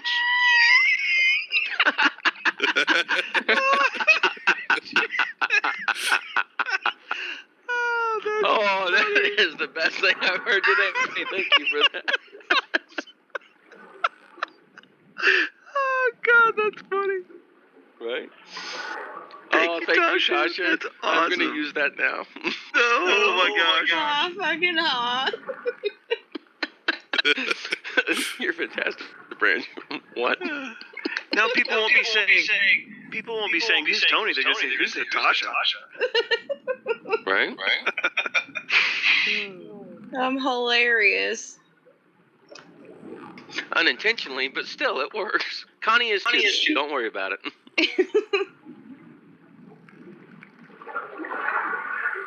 Did Tanner make it back? I think I heard him connect in there. Yeah, I'm back. Sorry about that. Storm cut out the power for a minute or two. It happens. It happens. All right. We're going to keep on rolling here. I'll leave you guys on the map there. The guards are on the walls. And you guys, I said you were waiting till evening, dark. We don't need to nail down a time. Dark is sufficient. And you Well, guys the can reason I'm nailing down a time is because usually you've been there on patrols, guard shifts. The longer you've been on guard shift, the more you start dicking around and like, what the fuck. So, how do you want to take out this guard?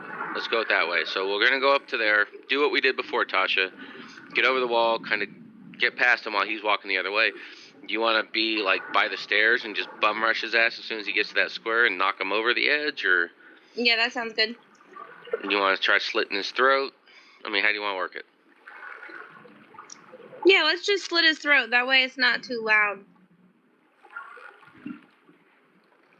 Real quick, Tony, can you resend the map to me? Absolutely. But I'm gonna need you to be prepared to smash his fucking skull in, just in case I don't do enough damage to kill him.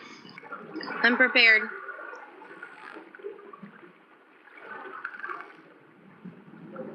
Don't. What was that? Your stealth? Yeah, don't I have to be quiet? Yeah, I thought you were doing a check roll or something. I was like, oh, Eddie does that shit all the time. He check rolls randomly just to see how his dice are rolling. I'm like, you're wasting all your good rolls, dude. Oh no, I'm totally using this. Hold on. Everyone has their luckies back, by the way. I know.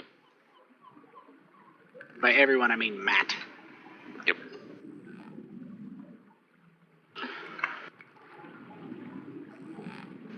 Yep.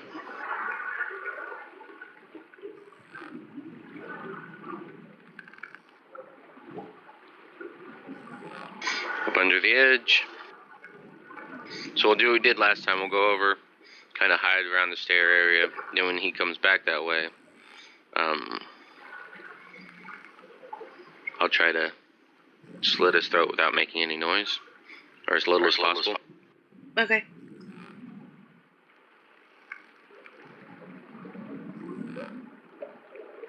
Okay. So what is your plan? You're gonna get up behind him or attack him as he's next to you? I'm gonna get behind him. Like once he starts heading down, I'm gonna jump. When we get up on the ledge, I'm gonna do it kind of close and sneak up behind him and try to slit his throat while he's walking, and then Augie will be prepared too. Okay. So he's patrolling, and to get up, sneak up behind him, you're gonna need another stealth check versus his actual perception. Roger. Give me a second.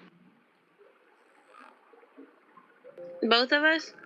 Just whoever's sneaking up behind him. When you roll a check like that against somebody who's not looking actively, you go against just their passive number without rolling dice. But when you're getting right up next to him to cut his throat, he gets an actual check. So if you're not sneaking up behind him, Ogie, you don't have to roll again. I mean, I'm gonna be right with her just in case. Well, you don't have to be right with me. Like, you can be at the end of that walkway. Because if I get up there and try to slit his throat and it doesn't work, that's when... And everybody else knows if this shit happens, there's a rope on the crenellation there. Just come in and we'll fucking just go into that building right north of us and start murdering people. Gotcha. Okay. Gotcha. As we do. You know. Hey, we gave him a chance. So we're like over here? Yep. Yeah, so you would just basically go straight in, grab the rope, climb the rope, and get into this area. And directly north of the walkway, Tony said, leads into the main area. And we'll get in there and then we'll get in there and block off the double doors that lead out so nobody can go in or out. And keeps, not split up, but definitely get Augie's ass down there to push that table against the door so it's harder for them to come in.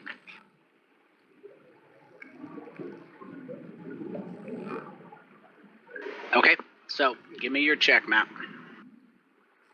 Yep.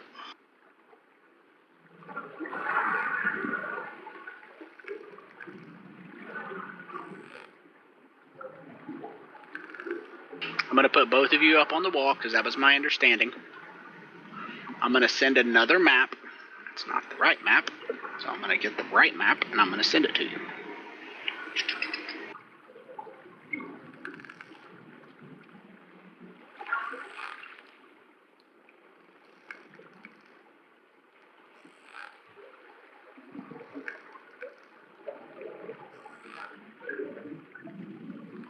Mask the map. This is the second floor of the keep. That's the door that Oglavone is standing right in front of. Got it. Okay. It's So not you- zooming out, so yeah, we're good. You'll have to adjust it on your own there.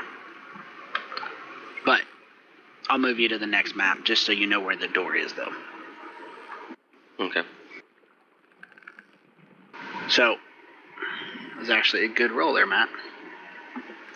So you get up behind him, and you get a advantage roll to attack.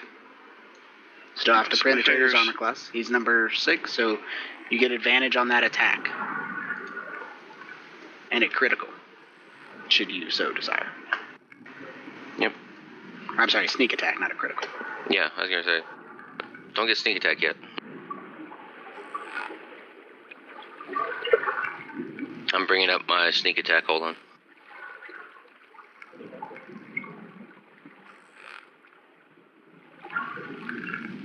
Hold on.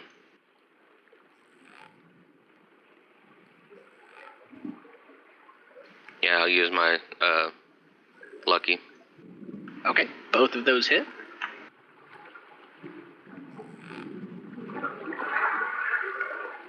Sneak attack.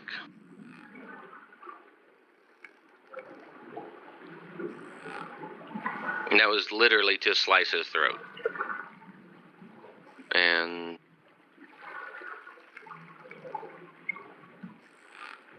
I'm just not rolling very well with regular damage. Yep.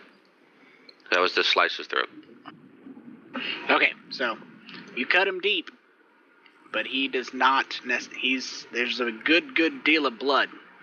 So I need initiative from Oglavone. I'm gonna scoot you back there because all their actions took place. I'm gonna need initiative from Oglavone, Shaban, and the guard only, and that'll determine who goes first. High number, Augie. So, sorry about that. Let me adjust something. So, initiative from Oglavone and Shaban, it should be on the front of your character sheet, right there in the middle. INIT.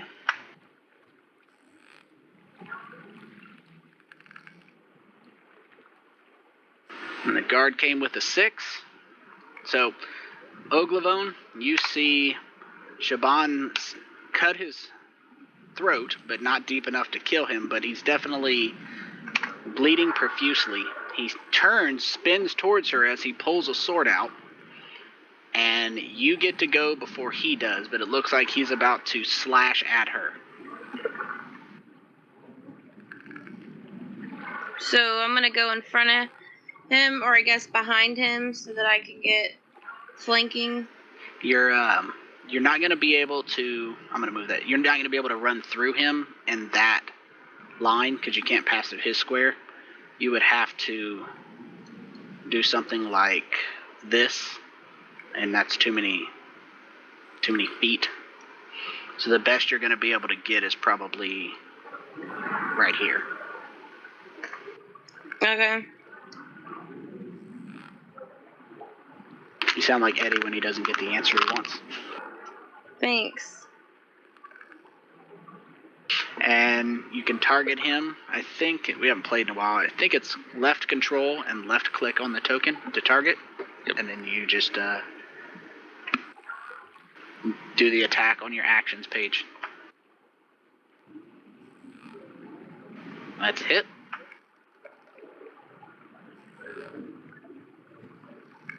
And that is a very, very dead guard. Oglavone runs up with the maul, and if you desire to describe your kill blow, you can.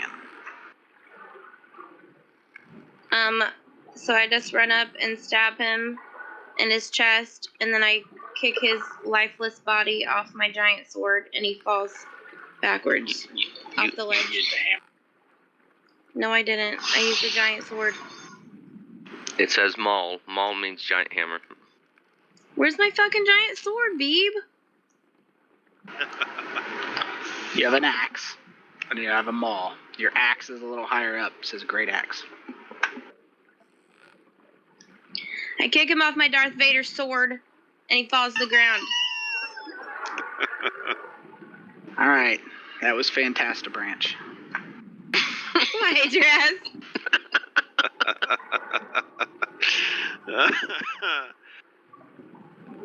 Okay, as the body goes, falling off the end of the maul that she put through his chest, damn.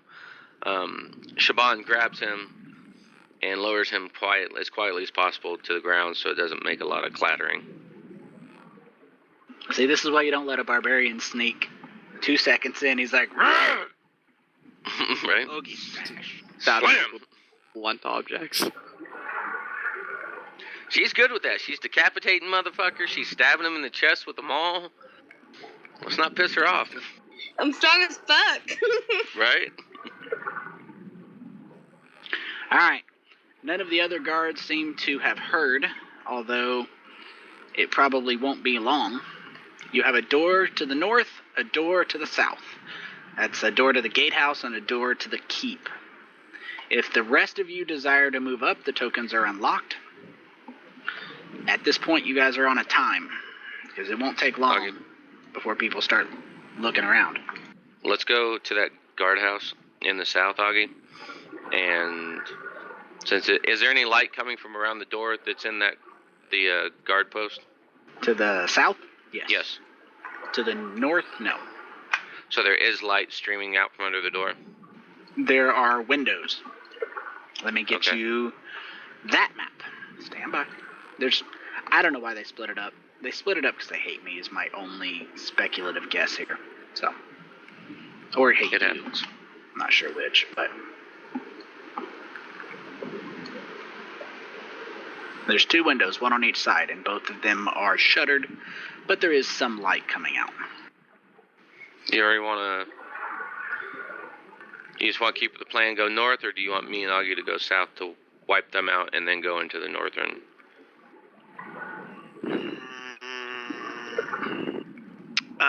Yeah, maybe we can all go to the one to the south and address that threat first.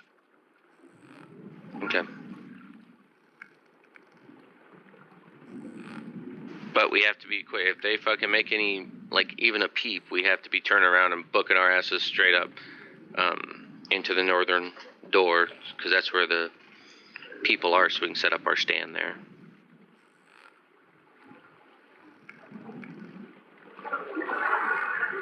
I mean, honestly, either way, we could stay in there. There's not another entrance to this guard shack in the south. That's not true. The guard shack has 2 doors. If you look at the map real quick, the other door is down here. Okay. Oh, it spans. It goes over the top. Correct. Okay. This going through the door from the top of the wall takes you to the 2nd floor of the keep or the 2nd floor of the tower. And when you guys went through the gatehouse, you saw the murder holes from the 2nd floor. I forgot about for a second. Okay, so you guys want to just go to the north then? Yeah, I think so. Okay, well, me and Augie when we go in, we'll go to the 1st floor and try to figure out a way to block those double doors. Or let me explore real quick, get a general idea of what we need to be fighting. Not fighting, but whatchamacallit. Yeah, killing. Yeah, that too. So Shaban will come up there.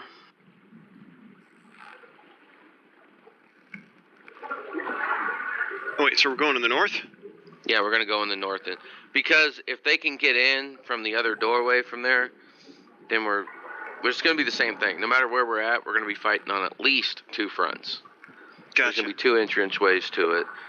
I forgot the murder holes above us. I wasn't thinking about that. I was just looking at just the straight overhead map. So you guys want to go in the north one or go in the south one? No, I agree. I think the minimum number of threats that we encounter on the way to the peoples is better. Okay. Yep.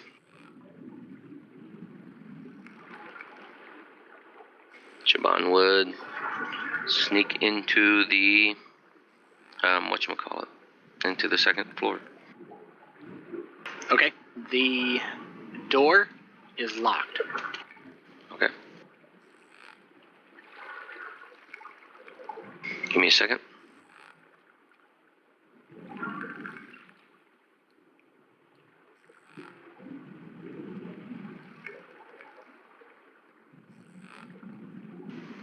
Use my thieves' tools to try to unlock it.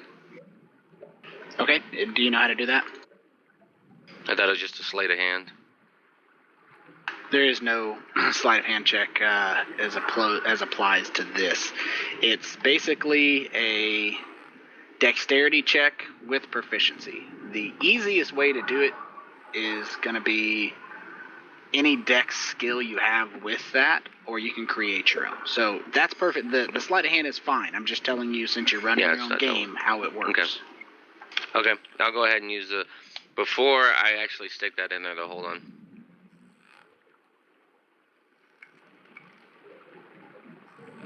Good. Check Well, I'm for going to any grab a traps. drink. Yeah, I'm just checking for traps, and then I will... If I don't discover any, I will unlock the door.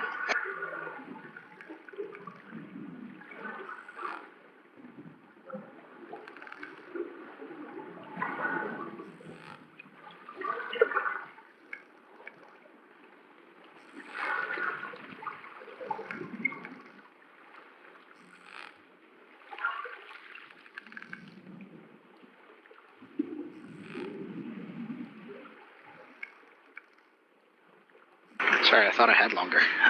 You check for traps. There are no traps that you detect. And your sleight of hand is sufficient to unlock the door.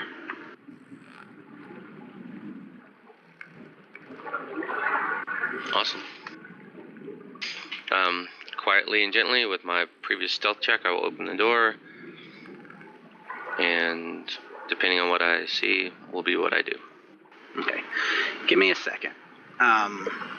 For the record there, I guess it would be Matt and Chad. Fantasy Grounds did a shitty job with this campaign. The maps. The transferring it all. Like when you add an encounter, it doesn't even do you the courtesy of placing the tokens. It stacks them in the middle of every room. So you have to place them on your own. It's just been on this map so far. So it might just be this particular map, but they are just doing a shit job. So, reference this map here. I'm going to shove it in your face. It's, I should be syncing it with the view. You know, you guys have small screens. So, there, as you peek inside, you see a set of beds and 4 bunk beds line the wall of this guard room. You can see to the south, obviously there's an arrow slit over the yard, and there's a door on the opposite side. The 4 guards are sleeping. Your stealth skill more than adequate to not wake them. The doors are new, so they're not creaking or anything like that. But their shields and their swords with teeth on them are sitting right next to their beds.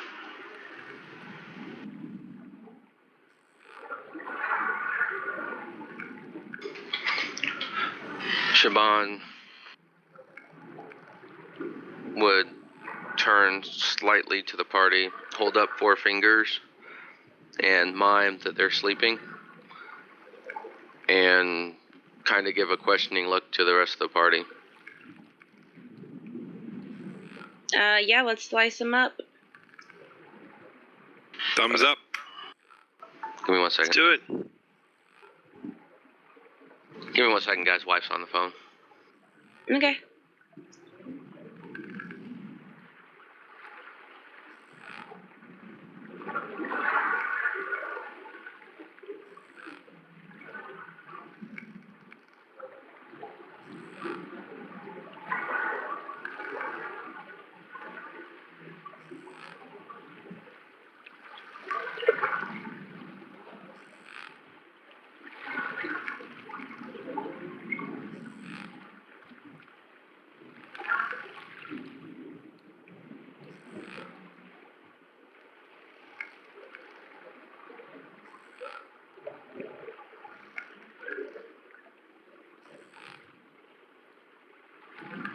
Sorry about that. She's sick, so she's going straight to bed.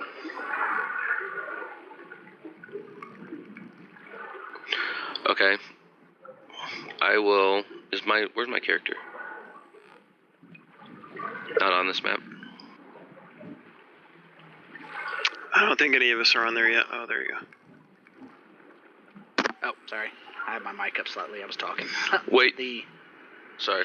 Shaban's going to look back at the party and kind of mime, wait till you hear something before you go charging in, because I may have a good chance of killing all of them in their sleep, since they're probably not wearing armor.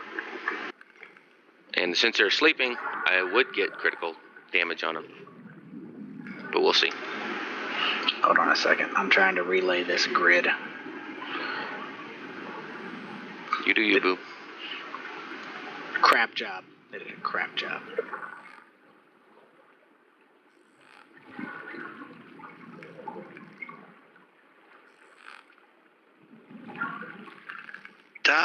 They grew. I was wondering why that walkway was so small suddenly. Because they did a crap job. So, we'll put you here. We'll put some Dimble here. Falcor right here. Dimble, do you have a silence spell? I do not. I it's don't a have cleric access spell. to that yet.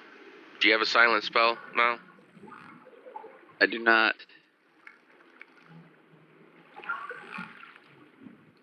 Hold on one second. Let me double check.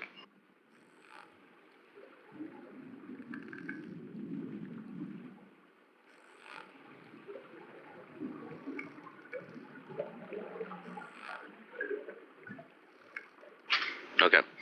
Hey, Tony, just so you're tracking. Vizier, my dagger, does not make a noise when it hits or cuts something.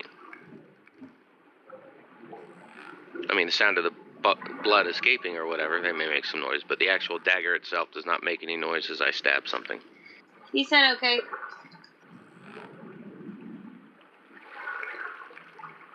I feel like if you can hear like blood splatter through a closed door, that's pretty impressive.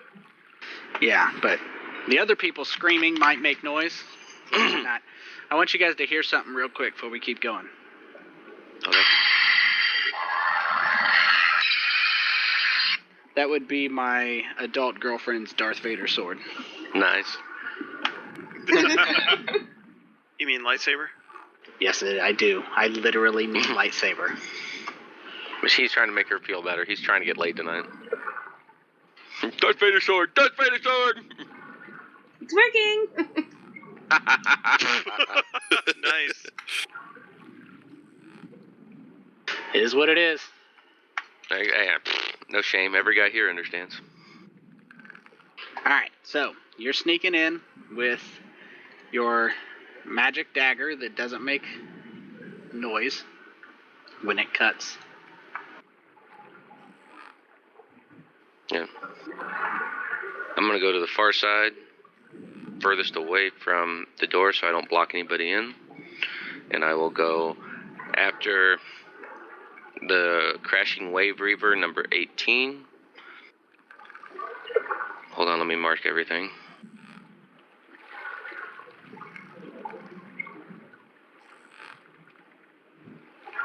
Sorry, I got way too many maps open right now and I'm working on a 13-inch laptop.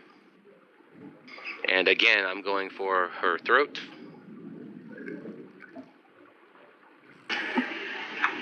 Naturally, fucking A. One time I get it randomly, I gotta roll for it. Nice. Hold on. Criticals are also, sneak attacks are also critical. Roger.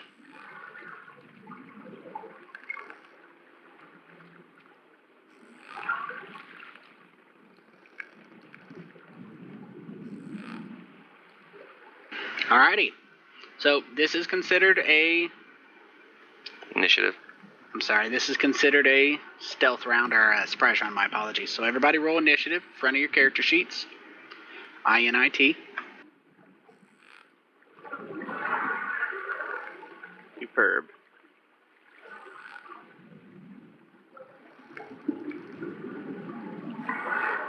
And so you know there, Shaban, I'm going to skip you when it's your turn. I just went ahead and let you do yours since you were the initiating party. Roger. So, you guys see here, get indicated that Shaban attacks. There's commotion. Usually when, someone runs a dagger across your throat, you tend to shift in bed slightly. And the indication that the battle has begun is clearly evident to the rest of you. So at this point, everyone in the party is going to get a surprise round. You guys can move your full movement and take an attack if you desire. The other one, the party,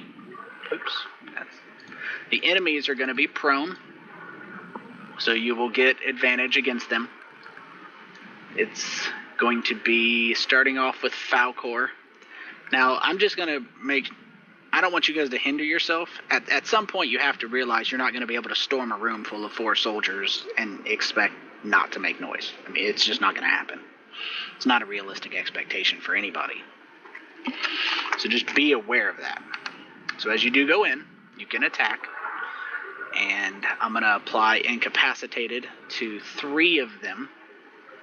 So that it should automatically calculate everything because they are waking but not fully awakened, except the one who got cut. So Falcor, your turn as you choose. Just make sure you go through the actual doorway, and other than that, it's up to you. Okay, sounds good.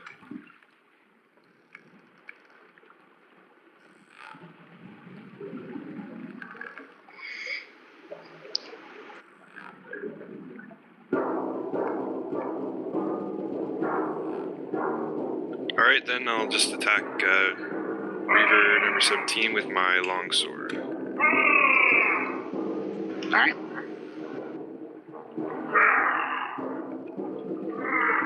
Hit.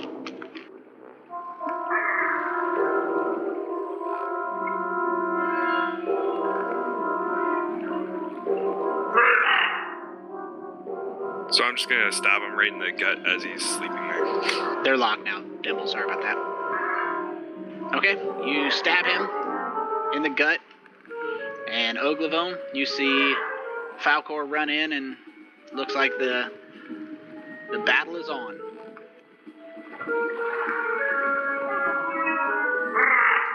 I'm thinking maybe I should just hold,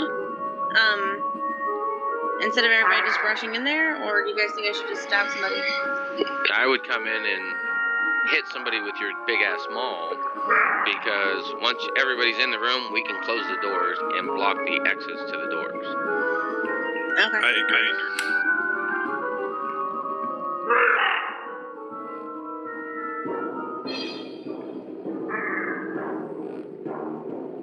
That'd be my opinion, and it would probably be a good time for you to get all upset and smashy. Okay.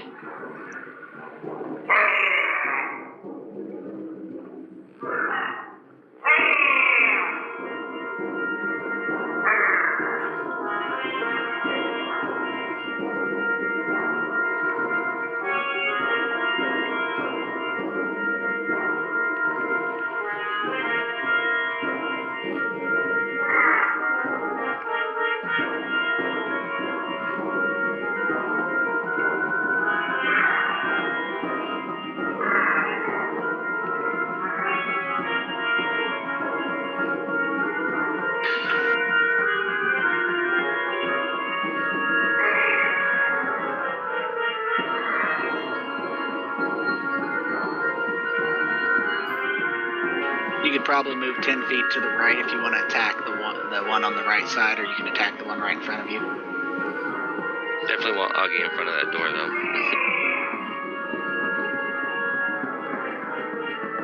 I'll get to left click on the target and smash his ass with the hammer. Okay. Stand by.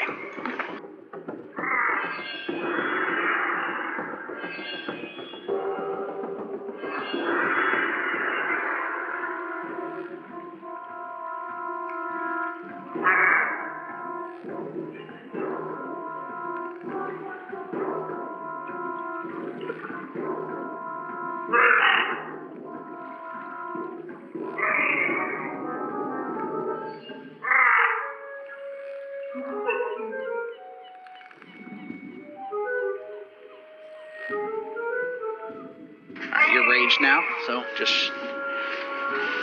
That's a hit.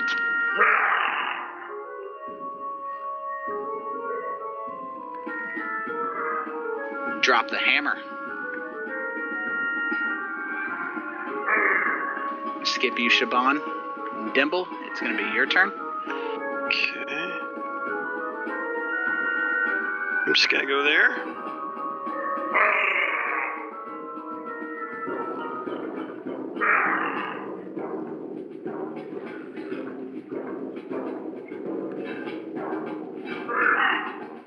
And your force bolt hits the bed, but not the person.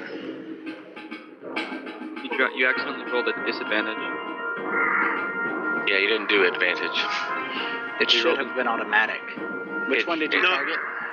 It rolled 2. I targeted 18. Mine. Oh, it rolled a disadvantage. Yeah. Go It ahead had and an roll your 18. damage. I'm not sure. I think it might have just been in here on the game's part. Yeah, I don't know why it rolled disadvantage, but you dropped an 18, so that's a hit. Go ahead and roll a damage. Got it.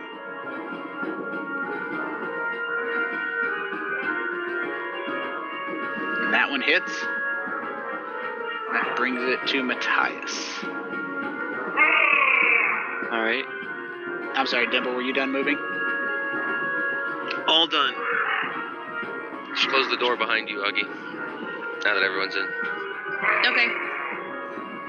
Matthias approaches the bed, places his palm, presses it against the sleeping person.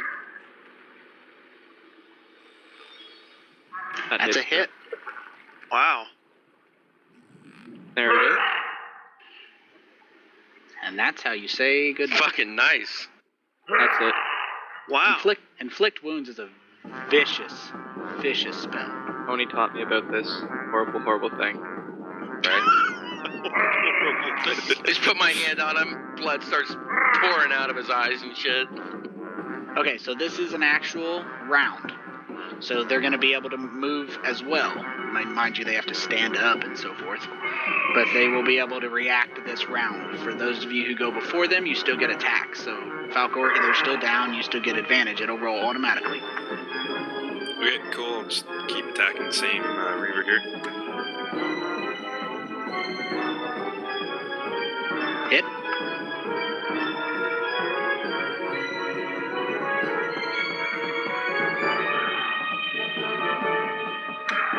Yeah, just keep hacking, slashing at him, and then I'll end my turn. Okay. Oglavone, the door, you swing the door closed behind you, and you can still move and attack. Closing a door is a free action, so it doesn't take any of your move or anything.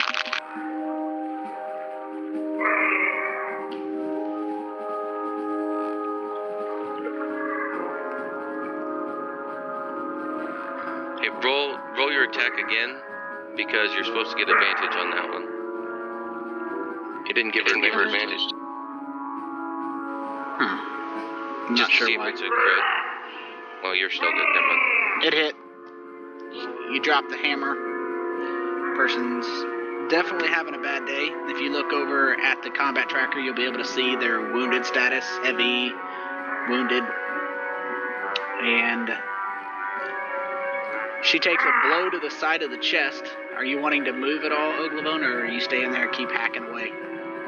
I'm just gonna keep hacking at this one.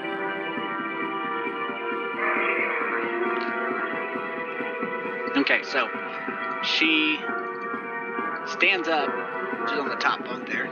She stands up as best she can. I mean, it's fairly tall room. And scoops up her sword from above and her shield. And it tries to strike back at Oglavone with her shark tooth longsword. And misses completely and hits the wall. She doesn't seem... It takes their movement to stand up there.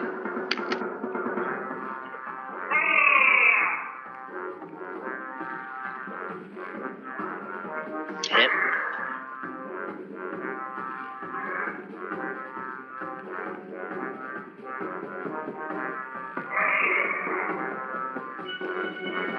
So, the Reaver has a... Hold on. Sorry. I hit the next. I meant to do my other attack, my secondary attack. Sorry. Go ahead.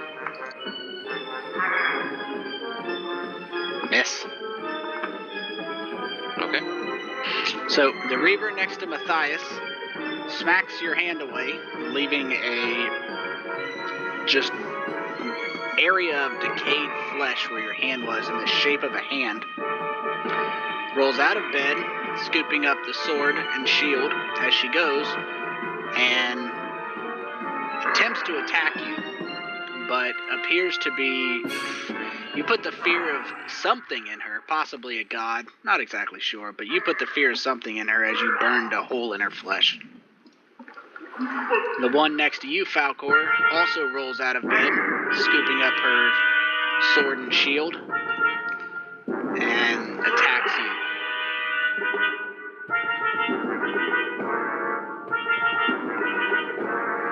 And she connects pretty solidly and lodges her shark-toothed sword into the side of your...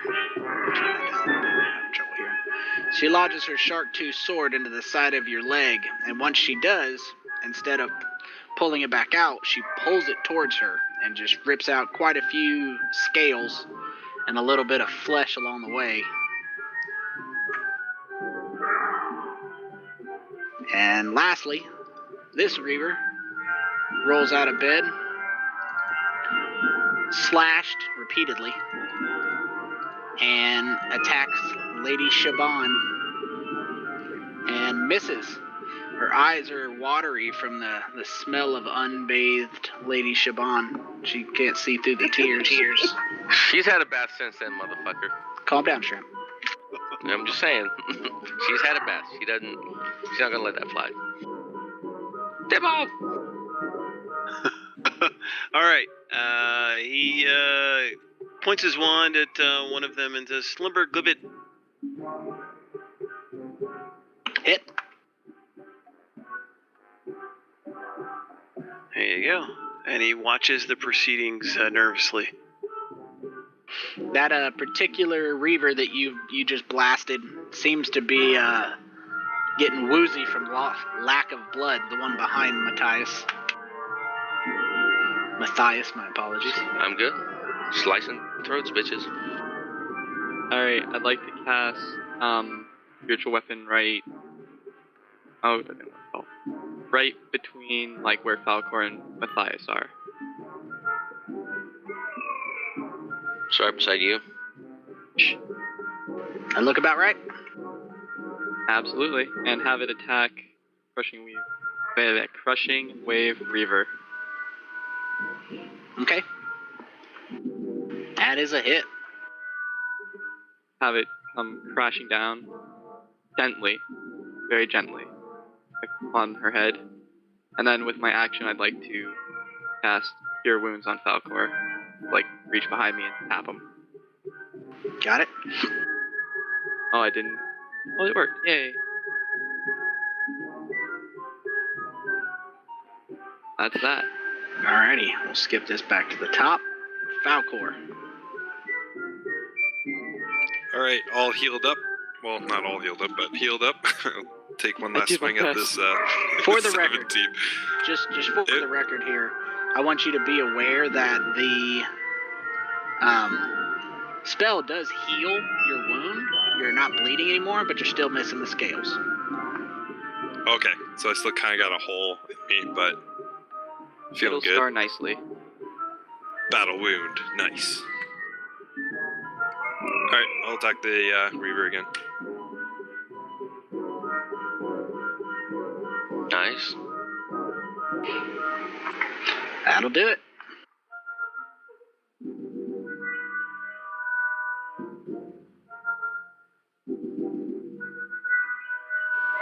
Now, the Reaver is definitely putting one hand on the bed to steady herself. She's definitely hurting, that's for sure. Sweet. I'll end my turn there. I clicked it, so Cool. you didn't have to worry about it. Ogie.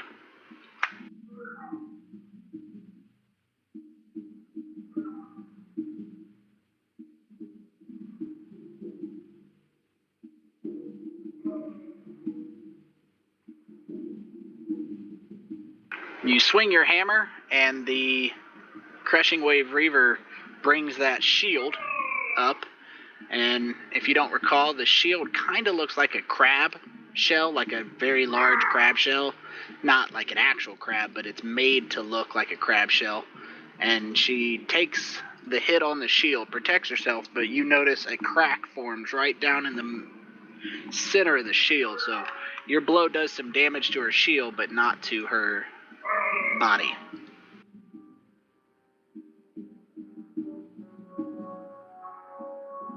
Okay. And she swings the shield around and brings her longsword back to aim at you and misses. She has nowhere to move because she's trapped. Lady Shaban faints to the side of the Crushing Wave Reaver's shield and pops back around and tries to stab. Hit. And then with her offhand weapon, I'm just going to go ahead and describe both of them.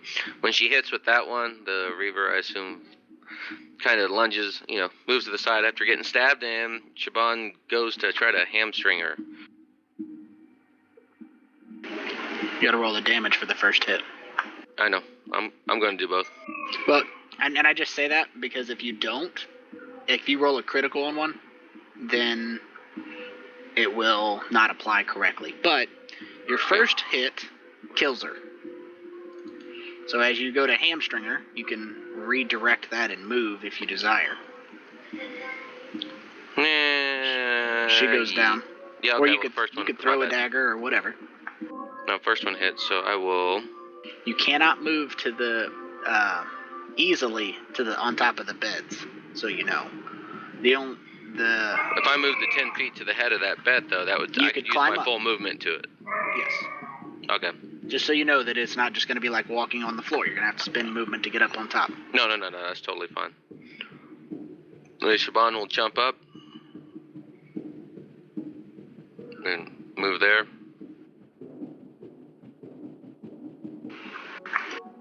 Sure. Like a monkey, she scampers on up to the top of the bed, covering And the use her room with second- her scent. And do Stench. her second attack against the Crushing Wave Reaver number 17.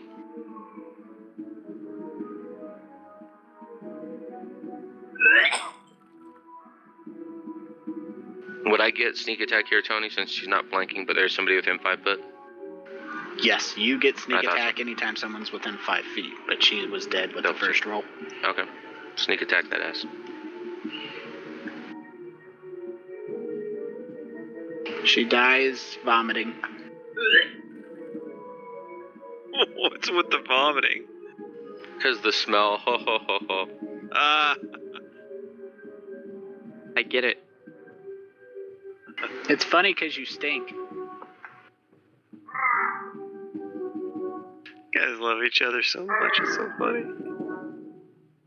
Alright, the Crushing Wave Reaver, 10, takes her shield and sword and uses her action to spin her round, smacking the front of her shield with her sword, making a tremendous amount of noise.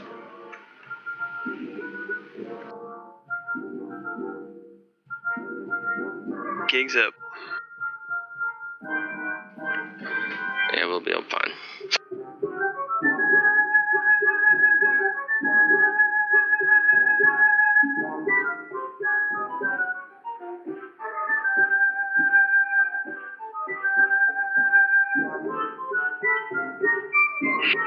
Okay, well, I will, I'm gonna attack with another spell. It's a hit.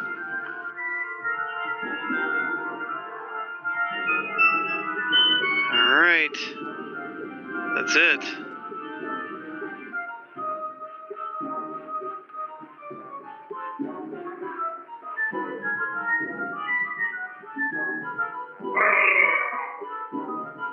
Alright.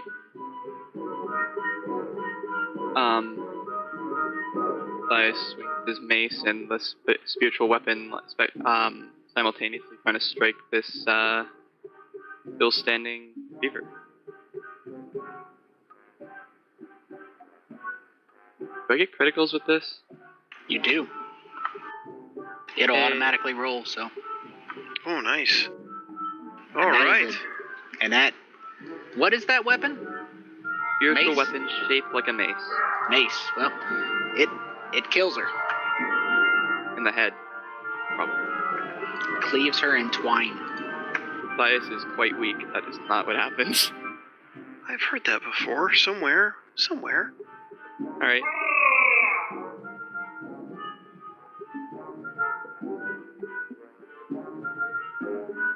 All right, I guess I'll just attack this Reaver number 7 here.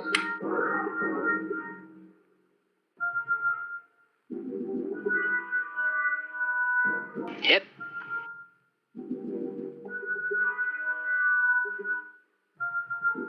If you take 5 feet towards the wall, take a step forward, they'll be flanking, so Augie would get advantage.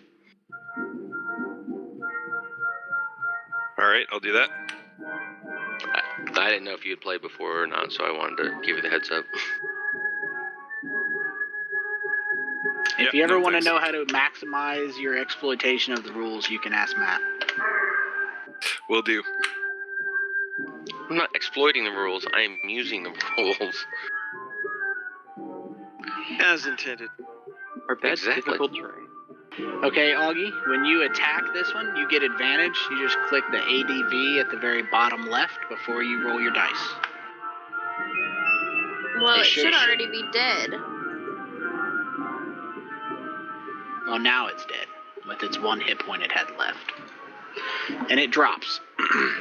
Whatever, with my mad upper body strength and this giant thing, this should be dead. Well, it is you are a beast. So, you guys managed to kill them. One quick question. How long does spiritual weapon last? 1 minute. Alright. And what are you guys doing now? I would say have everybody go through the other door. Shaban will come over to this door on her turn, the door that leads out, and she'll, I guess, is there a bolt on the inside, or is it just a key There- lock, or what? Tony? It's a key lock. We could put beds in front of it. Well, is there a key on this side of it, or no? Yeah, it's not a, you can turn a latch on this side, but it's a key lock. But you don't Okay. need a key to lock it from this side. I should have So- phrased that better. My apologies. Okay. So Shaban would tell Augie, this would be like as quickly as possible. Shaban would go over there, flip the lock, and use her, I guess, dagger to fucking smash. I figure out a way to keep them from being able to come through. Usually there's a keyhole on both sides in the old dungeon type deals. She would take one of her daggers and put it between. If that's your intention, you can jam it so it will not be able Yeah. to be unlocked. Yeah, that's what I want to do. Even if it takes Augie smacking it with a hammer to do it. But yeah, I'm gonna jam it. What do you need? Nothing. It's Okay. it's a fairly simple, direct thing. So if your intention is to just smash it, then that's what you can do. Yep. To render it non-functional. Yeah, I want it to where they won't be able to unlock it. They're gonna have to at least break down the door or come in through the other way. And with that, just head out the other direction towards the main area. Do you need? I mean, stealth's probably pretty much over at this point in time, but still gonna roll it. Okay. Do I hear anything from either direction? You knock the door. You lock the door. You can hear noise, but it's muffled, as it were.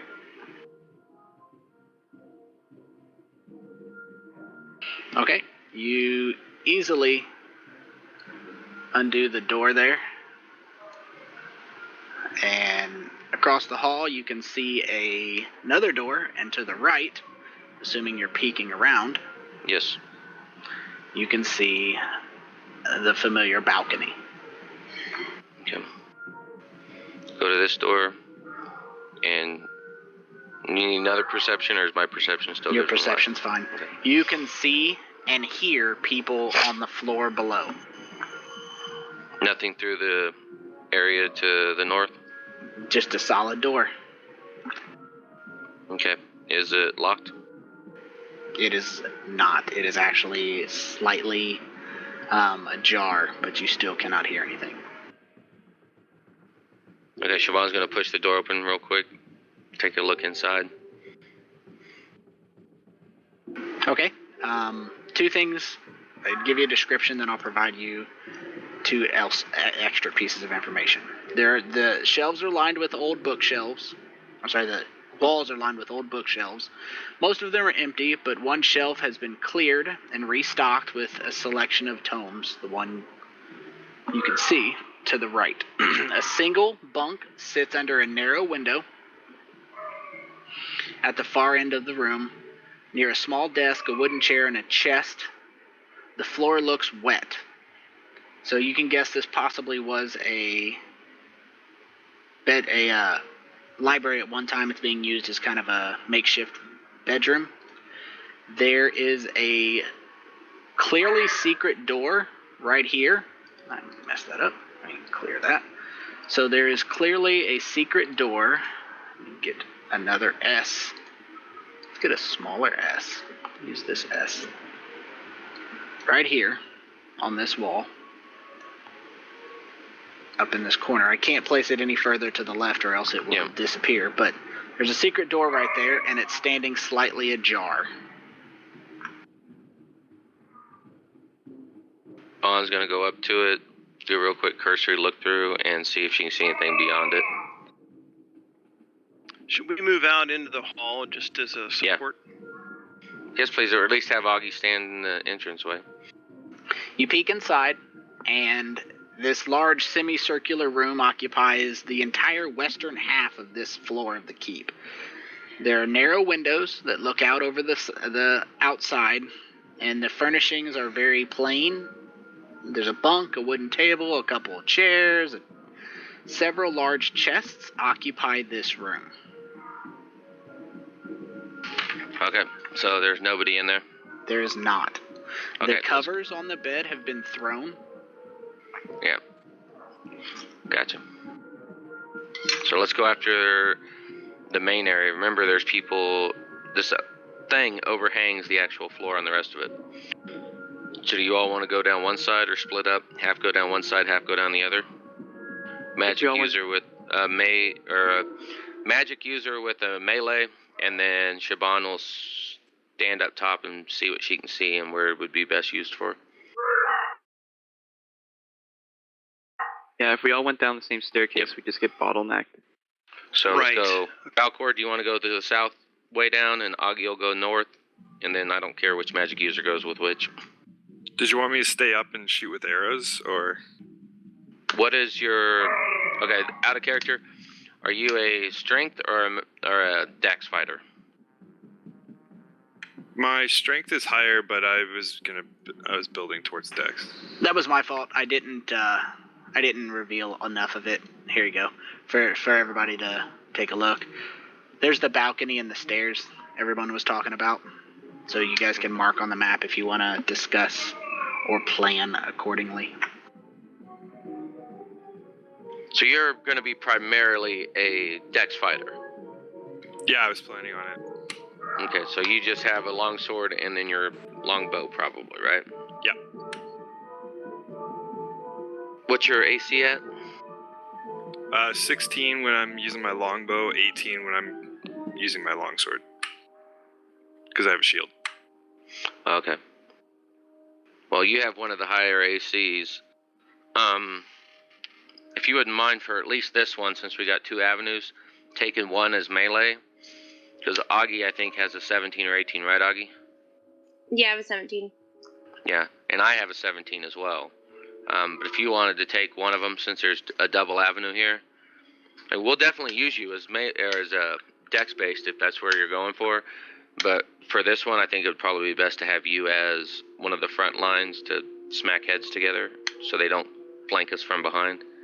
Yeah, sure thing. No, I was kind of planning on being dual anyway, so it's all good. Okay. So Falcor will take the south, Augie will take the north. Dimble, where are you going? I'm gonna go north. Okay, and Mateus, you'll go south, and probably you need initiative, Tony? I do. I do indeed need initiative. Okay. Hooray! I didn't get a 1. Woohoo! I got pretty low. So this is going to be a little unusual style of battle, okay? I'm going to share the 2 maps with you as they should be. So there's 1. And hopefully, I'm trying to shrink them down as little as I can, guys. Bear with me. I'm trying to make them large enough to use, not large enough to make it a pain in the ass for you guys. So let's bring these up. That should bring the 2 maps that you need up on your screen. One is the one your tokens are on, and that's the top floor. And you can shrink them down if you need to. And the other one's the bottom floor. Looking down, Great Hall, as it were, the one you guys met the leader in, Jolly, you do not see anyone down there. Thought you said I saw and heard people down there. You did. Okay. I'm going to uncover the other one, or the rest of this, just for your easy to see thing, but there's nothing actually covered there. So you're basically the 2 maps overlay each other, if that's not clear. I should cover this here, would make the most sense. This area you can't see because it's directly underneath you. So. And then there's 2 doors that lead off for the directly underneath that we knew when we walked in last time, right? Correct. So Okay. I'm going to leave the 2 maps up. I get it's not ideal, but this is an unusual style of battle. We're going to make do as best we can. Let's grab that table and put it up against the door, the double doors there. Make it as heavy as possible. And is there a lock on these doors that we saw when we were leaving, Tony? Yes, Like they could a be little- locked. Okay. So let's lock it, put the table in front of it, and barricade. Basically, they're going to have to come through the doorway in order to batter it down in order to get to us. So they're not just going to be able to stroll in. Okay, I'm gonna go to the arrow slit and see if I can see anything outside. Okay, so you're staying up top, Falcor? We're all going down, probably. Okay, everyone's going down? Falcor's not. No, sorry. Everybody else is going down. Well, if there's no one in the room, then you guys can barricade the door, and I'll look at the arrow slot. Let me know when you go down the stairs, so I'll put you on the next map. Yeah. Okay. Hey, while you're up there, Falcor, since it shouldn't take that long, just grab those beds up there and bury that door as much as possible, wedge them and all that good stuff, while we take care of this door down here, and then we'll go, as soon as you're done there, meet up downstairs, and we'll figure out what we're going to be doing once you take your peek outside and everything. Okay. Okay, let's roll. Yep. We're all going to the first floor except for Falcor, Tony. Okay.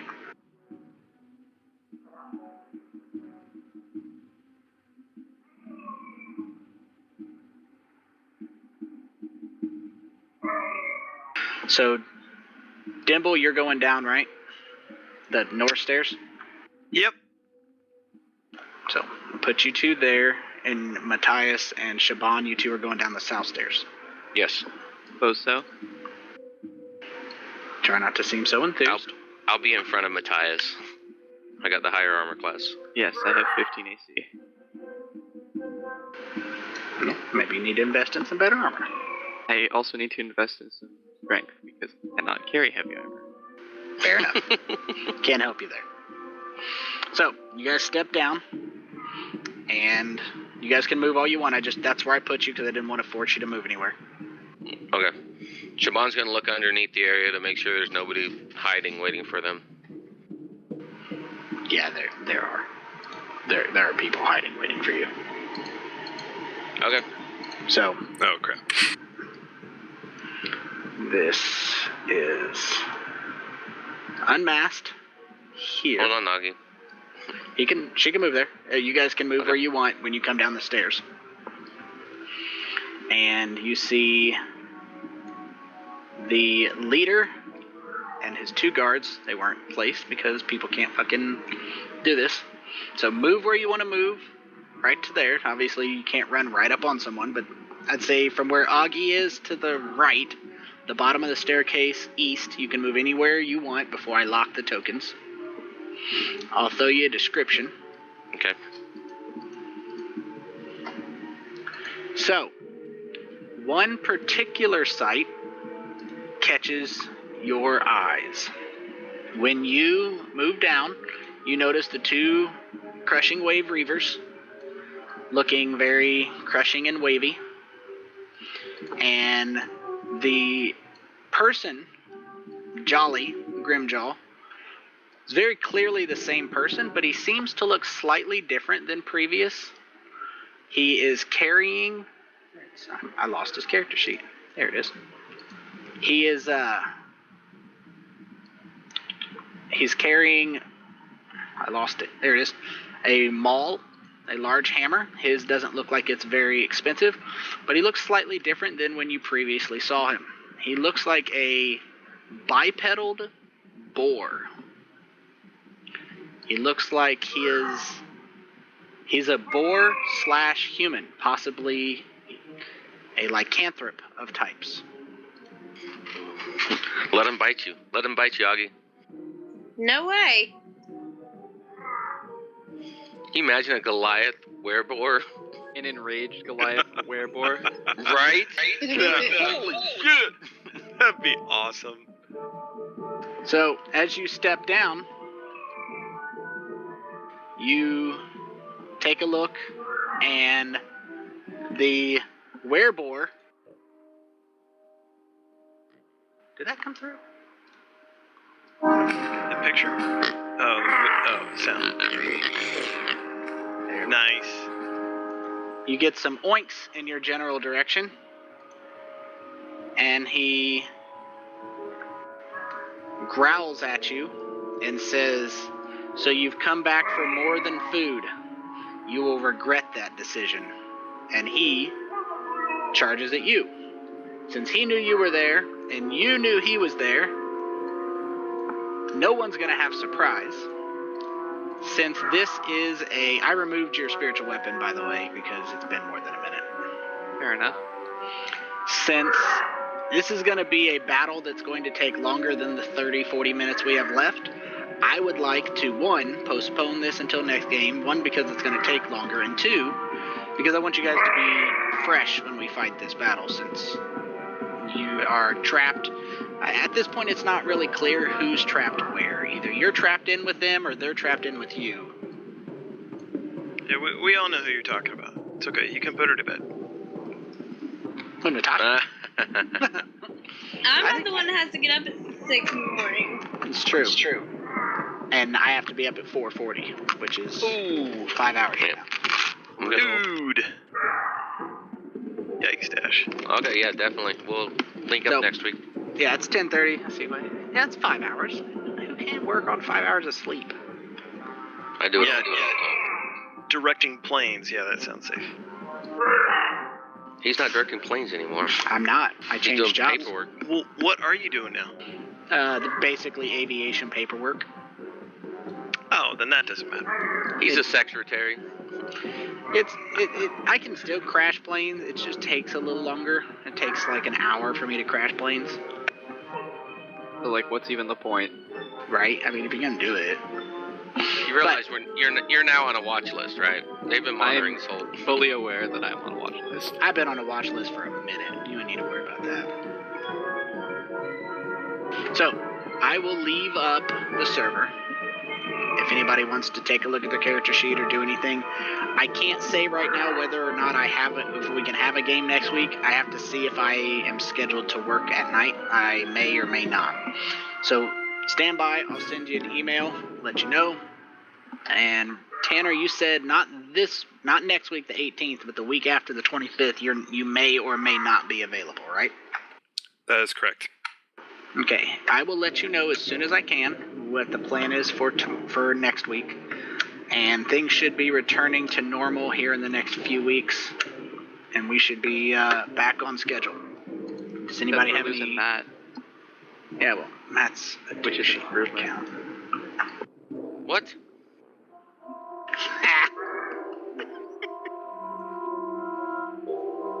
Wasn't even paying attention. I just heard you fucking mumbling going along and say Matt's a douche, and freaking Mal's opened his cock holster. So, Yep. At least down, he didn't Shrimp. boot you. He didn't boot you today. Come on. right? Day is a good day. There's still time. Yep. Go ahead. I'm done anyway. Nah, it's no fun when you want it. I want it all the time, Tony. Yeah, you do. The complete opposite of what your girlfriend says. She never wants it. Don't be a hussy. No one likes you. Pretty much. All right. You're you the all one have that a good keeps night. inviting me to shit. Hey, take it easy, man. Have a good night, man. Yeah, Catch you later. See you. Yeah, see you later. User disconnected from your channel. Hopefully you guys